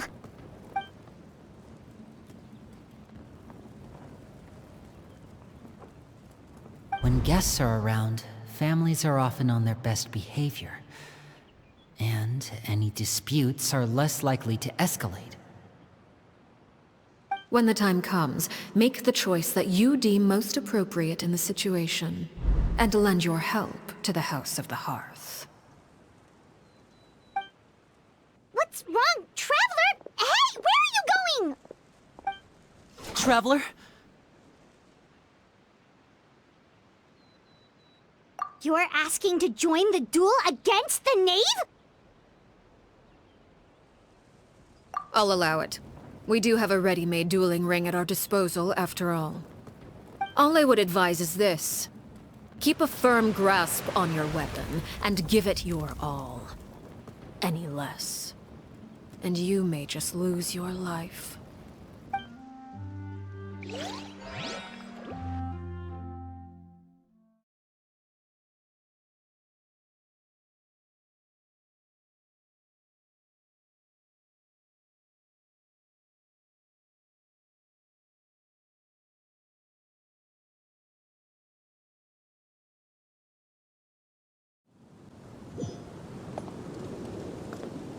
Time to go. Shine down! Is it my turn now? I hear everything. Closer The now. wind knows me. As one with wind and cloud. Is it my turn now? And voila!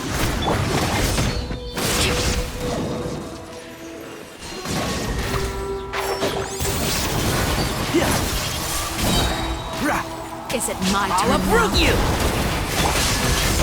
One with nature. Illusion shattered! Father's even stronger than I expected. Now that's more like it.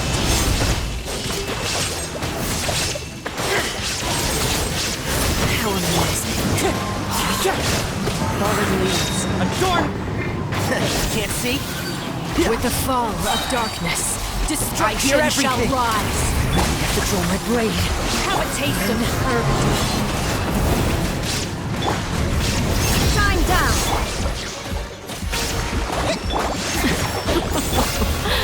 Look at you. Trapped like a bunch of helpless animals. Illusion shattered! Now your chance!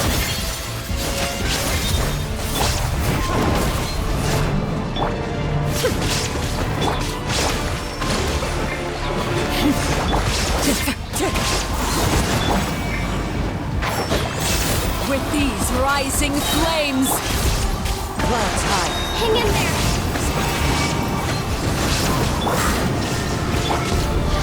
Let's nip that in the bud.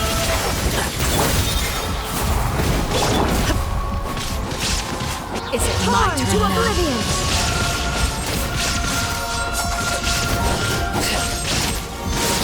Getting here!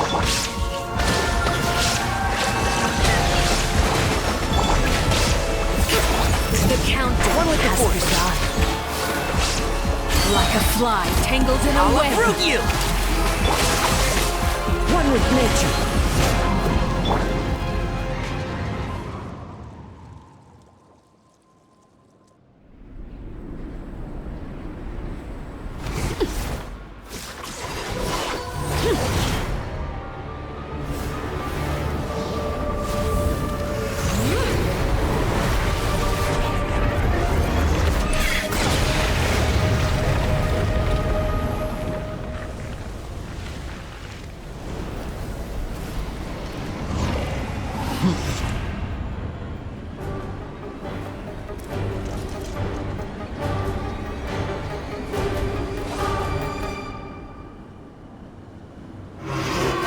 Kindness has been seen. Shine down!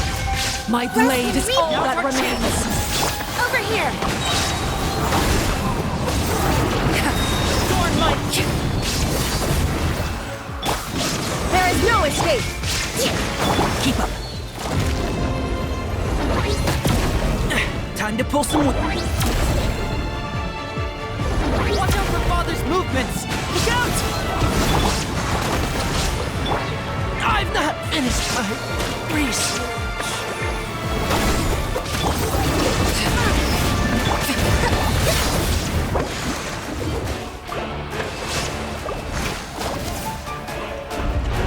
Now's our chance! Over The here! sun and moon have set. Only ruin remains. We strike. You struggle in vain.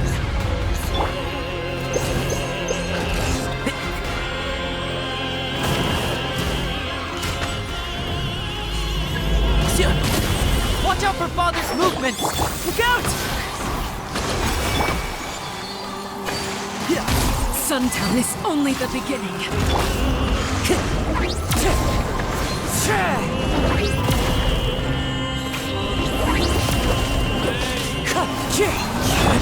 Illusion shut!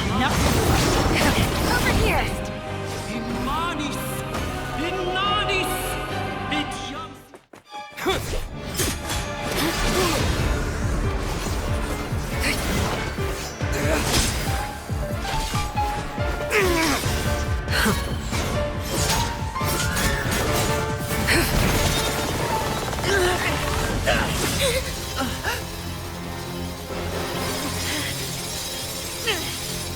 You should know better than to crowd in one place.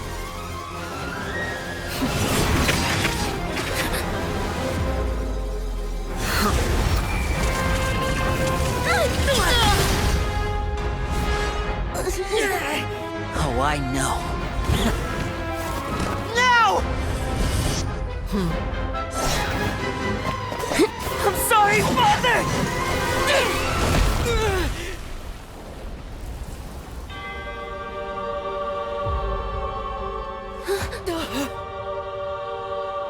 Sorry for what? This pitiful excuse for an attack.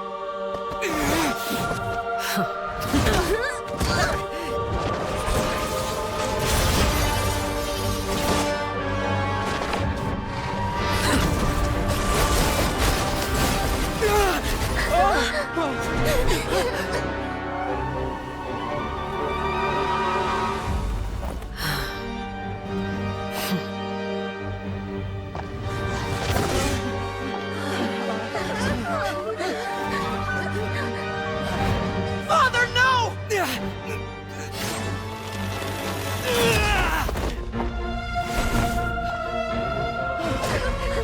Made it out, did you? You're stronger than I expected.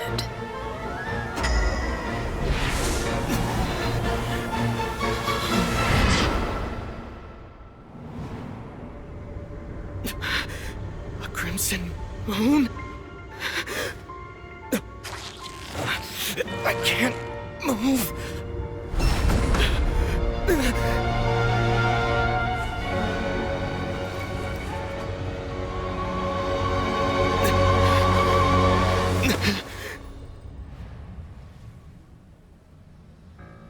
Still, not strong enough to beat me.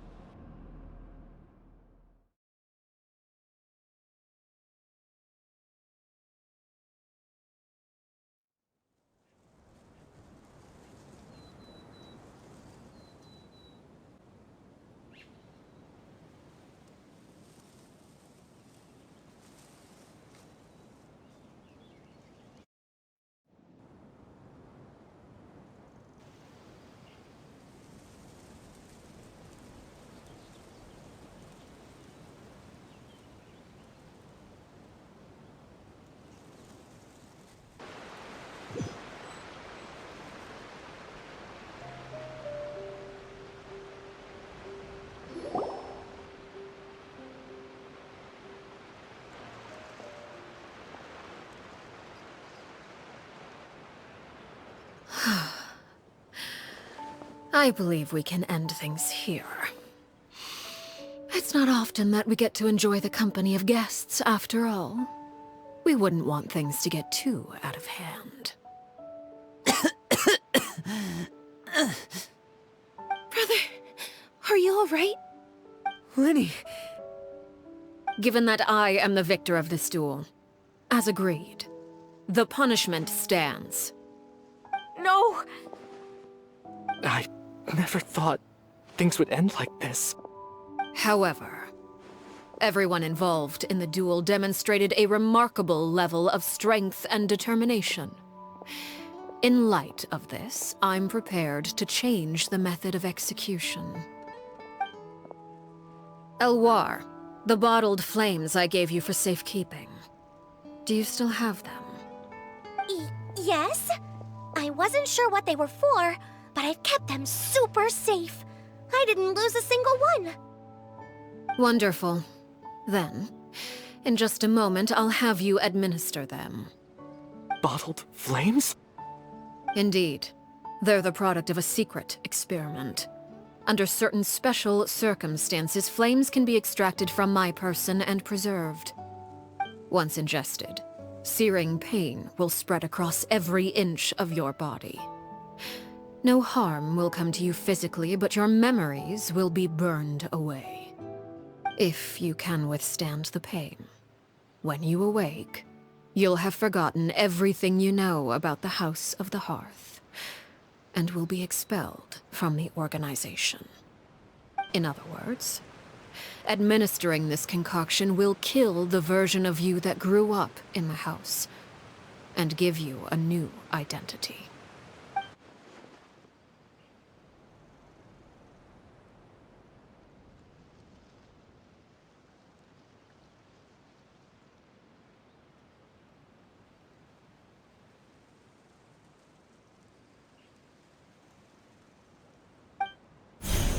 Memory is a mysterious thing indeed. Losing a portion of your memories will alter your sense of self.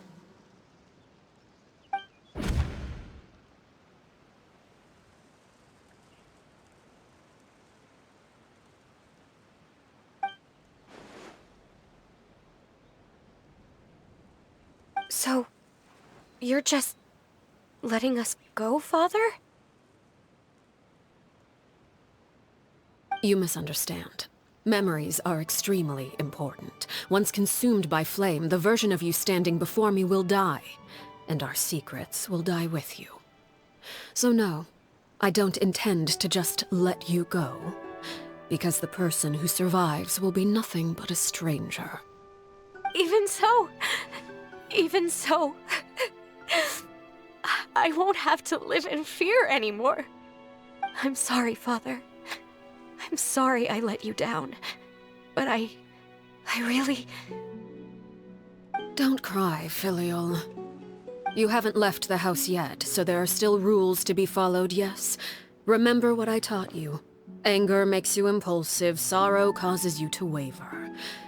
Don't let yourself be controlled by your emotions. Of course. I'll remember. Dry your tears, and go pursue the life you really want.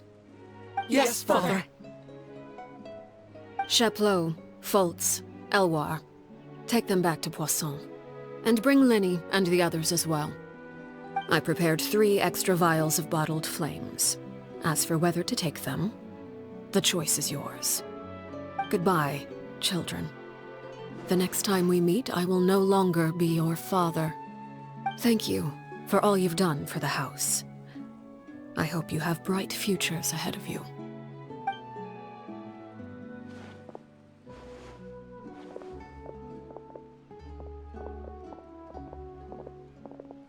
Father.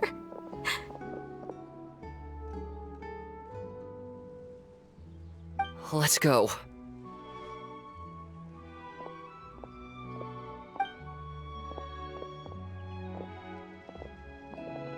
Here, grab my arm, Linny. I'll help you walk back. Thank you.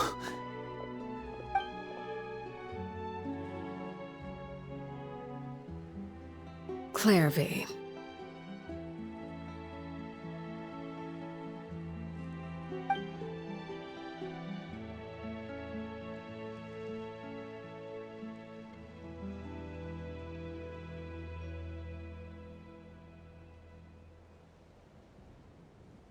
Can we talk now?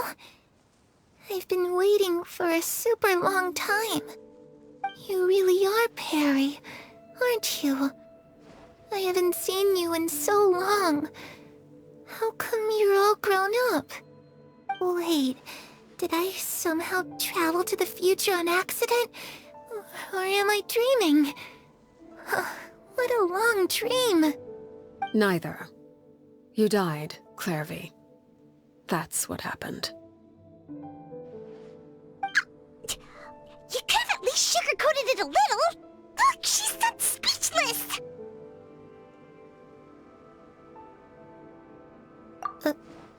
Oh. Okay then. Huh? That's it? You accepted it just like that? Yep. If that's what Perry says happened, then I believe her. Perry wouldn't lie to me. Plus, I don't really need to know why I'm like this. I'm more curious about what happens in the future. If you're a harbinger now, Perry, that means Mother is gone, isn't she? Can you tell me about it? I want to know what happened to her. And to me. You never stopped trying to defy fate. At first, no one believed you. You could only vent your frustrations to the moon. In fact, You often sought comfort in the night sky. You wanted to see the aurora, so one night we promised each other we would go to Snezhnaya to see it together. Later on, you tried to run away, but you were brought back each time. Mother spared your life, but it wasn't out of kindness. Instead, she decided to make an example of you by slowly torturing you over time. That way, the other children would know what happens to traitors. Still, you never gave up. Mother hoped that through ruthless duel after ruthless duel, she would be able to crown an ultimate victor among the children she raised. But you called on everyone to unite, to fight to a draw in order to reduce casualties. Your efforts may have only delayed the inevitable, but still. You gave them hope. You tried everything you could think of, but every attempt ended in failure. Still, you never turned your sword on Crucibina, and you never turned it on me. On that gloomy day, you told me, "For the last 16 years of my life, I've done everything I can to fight for freedom. But now, I realize that the only freedom I truly possess is the freedom to choose to die." I never imagined I would say something like that. I must have been feeling really worn down. But somehow, I still think I understand. According to Mother's plan, only one of us was going to make it until the end. And I always hoped that person would be you. If I could do it all over again, I still don't think I would make a different choice. Even when I first met you, I knew you'd be able to do what I couldn't. Is that so? Even now, I'm not sure I truly understand what kind of freedom you were trying to pursue. But as the head of the House of the Hearth, and as the children's father, I've tried to give them the most basic of freedoms. The freedom to choose their own fate. It's something I discussed with the Iudex of Fontaine. The children who want to leave the house will have their memories wiped clean of all secrets pertaining to the organization. In return, they will be allowed to live a normal life in Fontaine without being prosecuted for their past. Of course, I won't simply hand freedom to them on a silver platter. They have to fight for it and prove themselves worthy of it. Only freedom that is earned has true value. That's more than enough. That's exactly the kind of life I was fighting for. You know, Perry, I think you're a pretty amazing king, and a really great father, too. I'm really happy that you're the one who took over the house. I guess I do have one regret, though. I still haven't seen the outside world. Well, it just so happens that our dear guests over here have been to many nations and traveled to countless places. Perhaps they would be willing to tell you what the outside world is like. Really? Of course! We've traveled all over the place. We've got so many stories, we could probably talk your ears off for 3 days straight!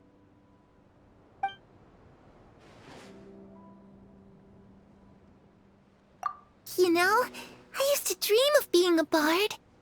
Playing the lute while singing into the winds of freedom. Even if there was no one there to listen, I would have continued to sing no matter what.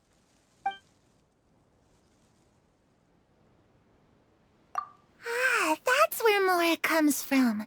I never knew that before. If I had some Mora, I would buy 3 new dresses. One for me, one for Perry, and one for Mother. It's just too bad Perry doesn't like wearing dresses. And Mother, she probably wouldn't accept something like that either. I guess I'd just have to keep them all for me then. I could wear a different one every day.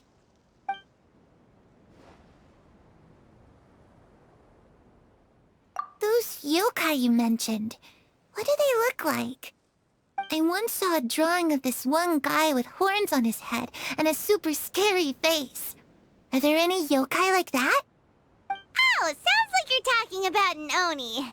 Yep, we've met one, and let Paimon tell you, they're not nearly as scary as they look.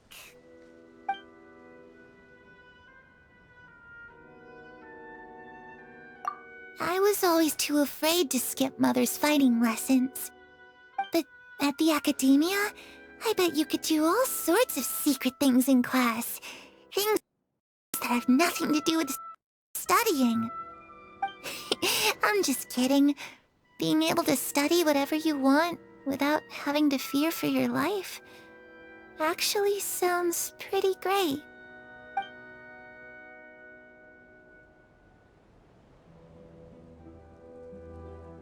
The situation was super dangerous. Lenny and Lynette were accused of committing a crime, and they were going to have to stand trial at the Opera Epicles. Oh no, that must have been hard for all of you. What happened next?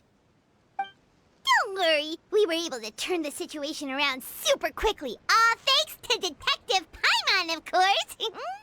How'd you do that? Come on, tell me. Okay, so it was like this. After the failed magic show, we rushed to the scene and...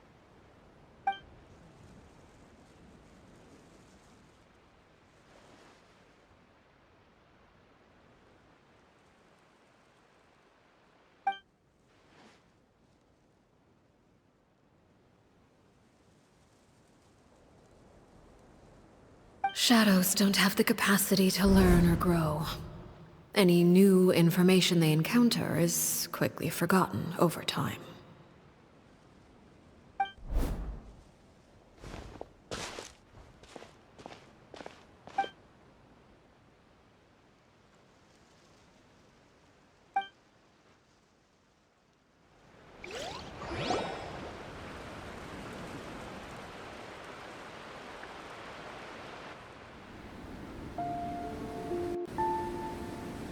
Clairvy, you've worked tirelessly from the shadows to overthrow the House of the Hearth.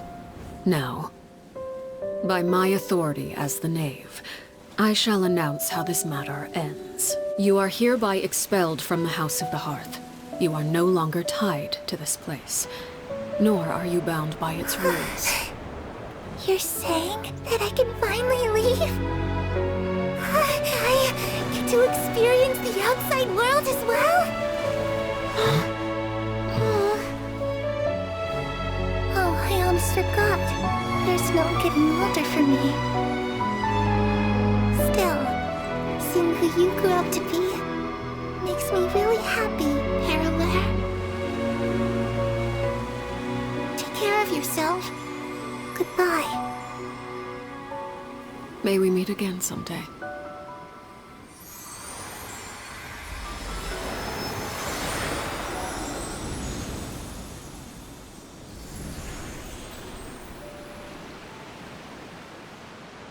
Clairvy.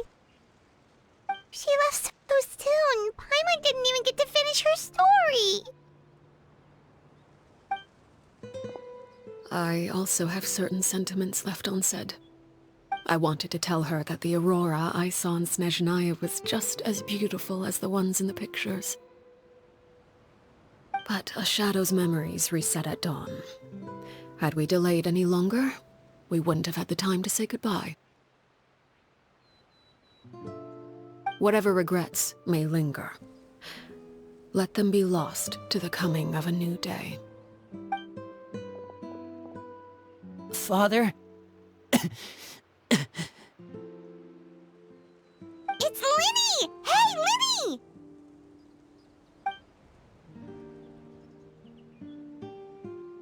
What is he doing back here? Let's go check it out.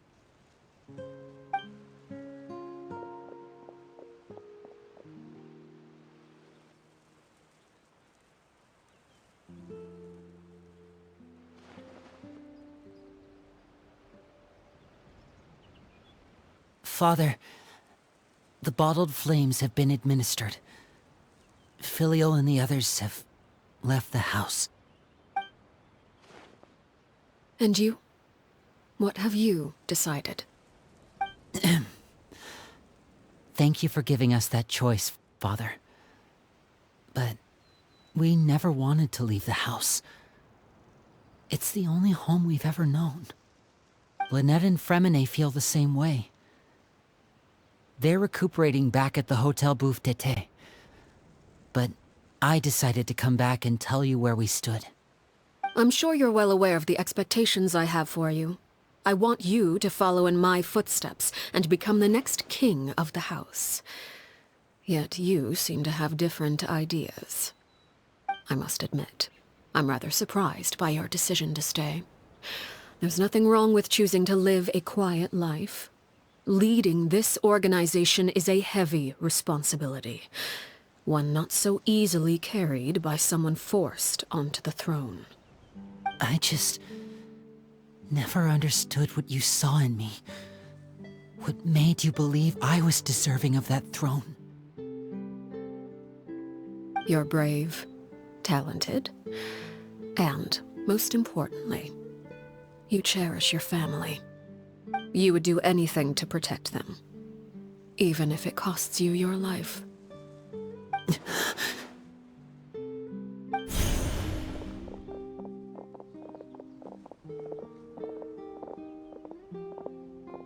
Speaking up back there was so brave of you, Linny. It's all thanks to you that we were able to convince Father to back down. You're a hero, Linny. Hero. Father is the real hero. Had Father gone all out during the duel, there's no way I would have walked away with my life. She must have had it all planned from the beginning, from the very moment she suggested a duel. I'm not deserving of that title. I'm not strong enough or smart enough. You're wrong. In my opinion, all you need to be deserving of the throne is conviction and the necessary strength to act on it. We may have different ideas of what it means to be a family, but you can hardly be said to lack conviction.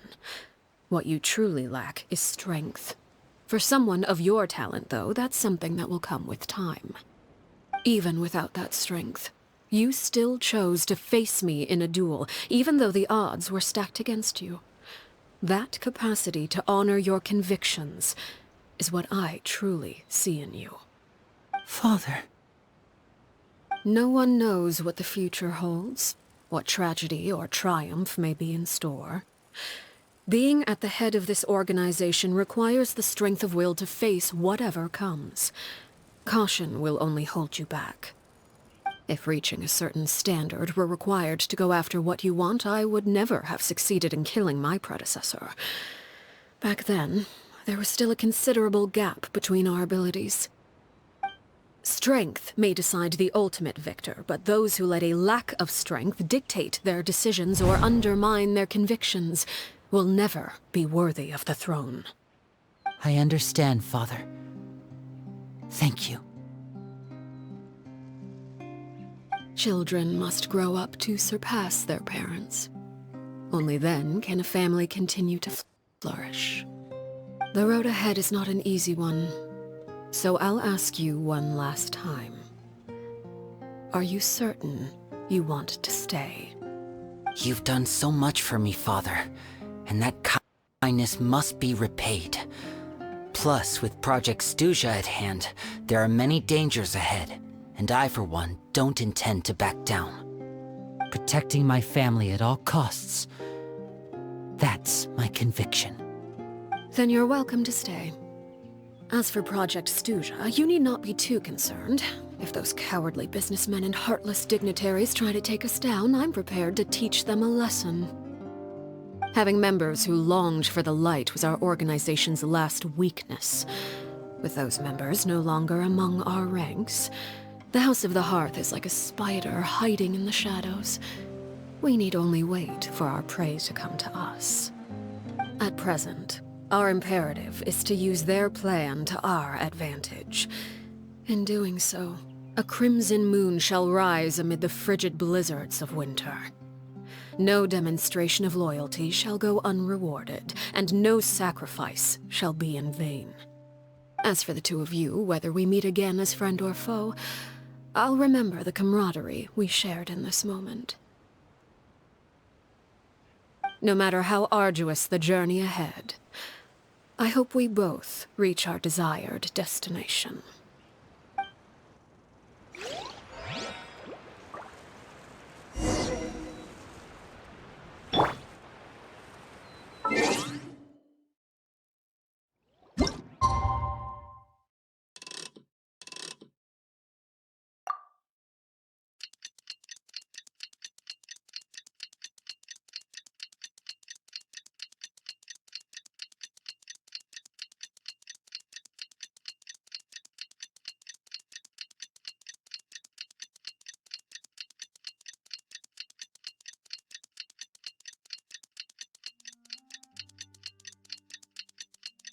Didn't Linny say that Lynette and Fremine were recovering at the Hotel Bouffe d'été? Oh, Paimon wonders how they're doing. Maybe we should go check on them.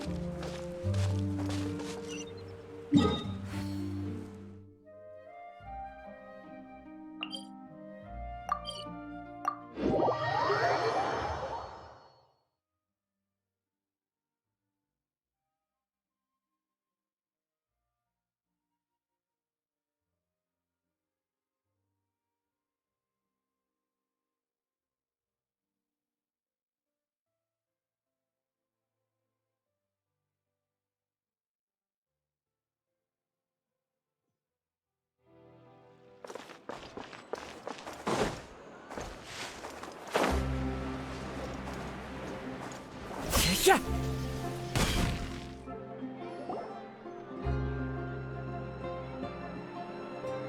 Lynette? Fremine? How are you feeling? Much better. Whew, what a relief! What about you? Are you feeling alright? I knew you'd come out unscathed. Us, on the other hand, well, we've been bedridden for 2 days. I couldn't even turn over. Oh, and I wanted to ask, is Clairvy gone?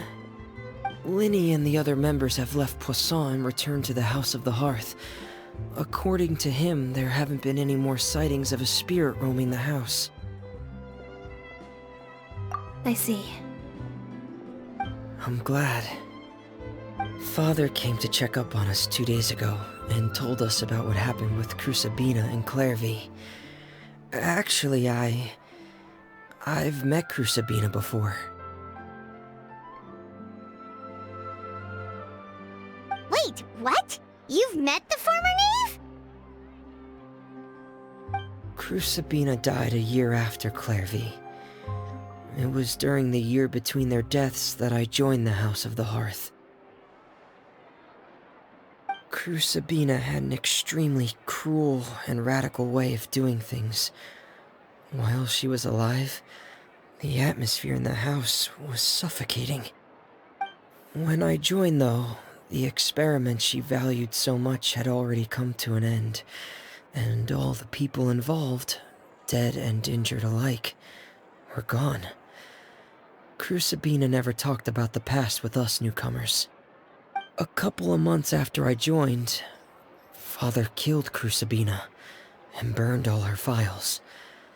With that, the names of all the people subjected to her experiments, Clairvy included, were lost to the flames, along with the painful memories they represented.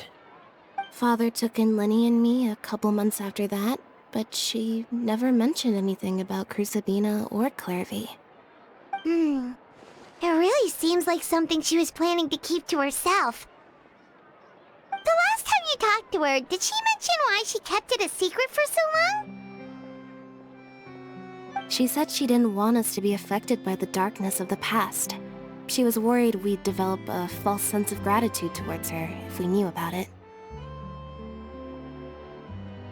The foundation of a family should be free of any corrupting influence. Whatever happened in the past, it has nothing to do with who we are now. And that's what Father told us in the end. But I still thanked her for everything. It was only after hearing about what Crucibina did that I finally realized how insignificant our lives could have been.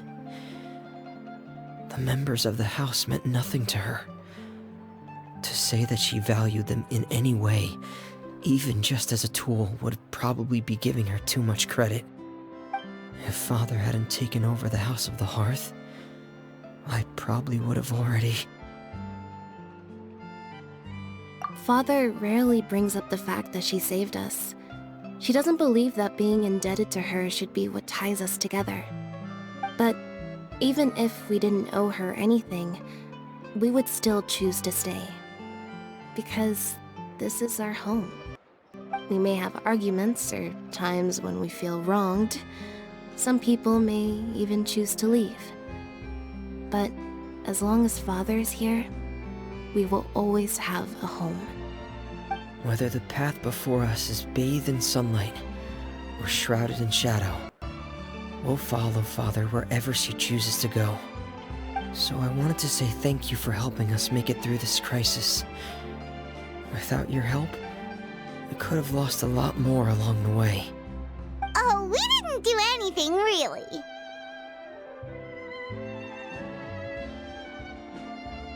Of course. You're welcome anytime. Are Filio and Nantoy okay? I actually saw them at a cafe this morning. They didn't recognize me. From what I could tell, they were drinking coffee and talking about one of the operas that started running recently. They seemed happy.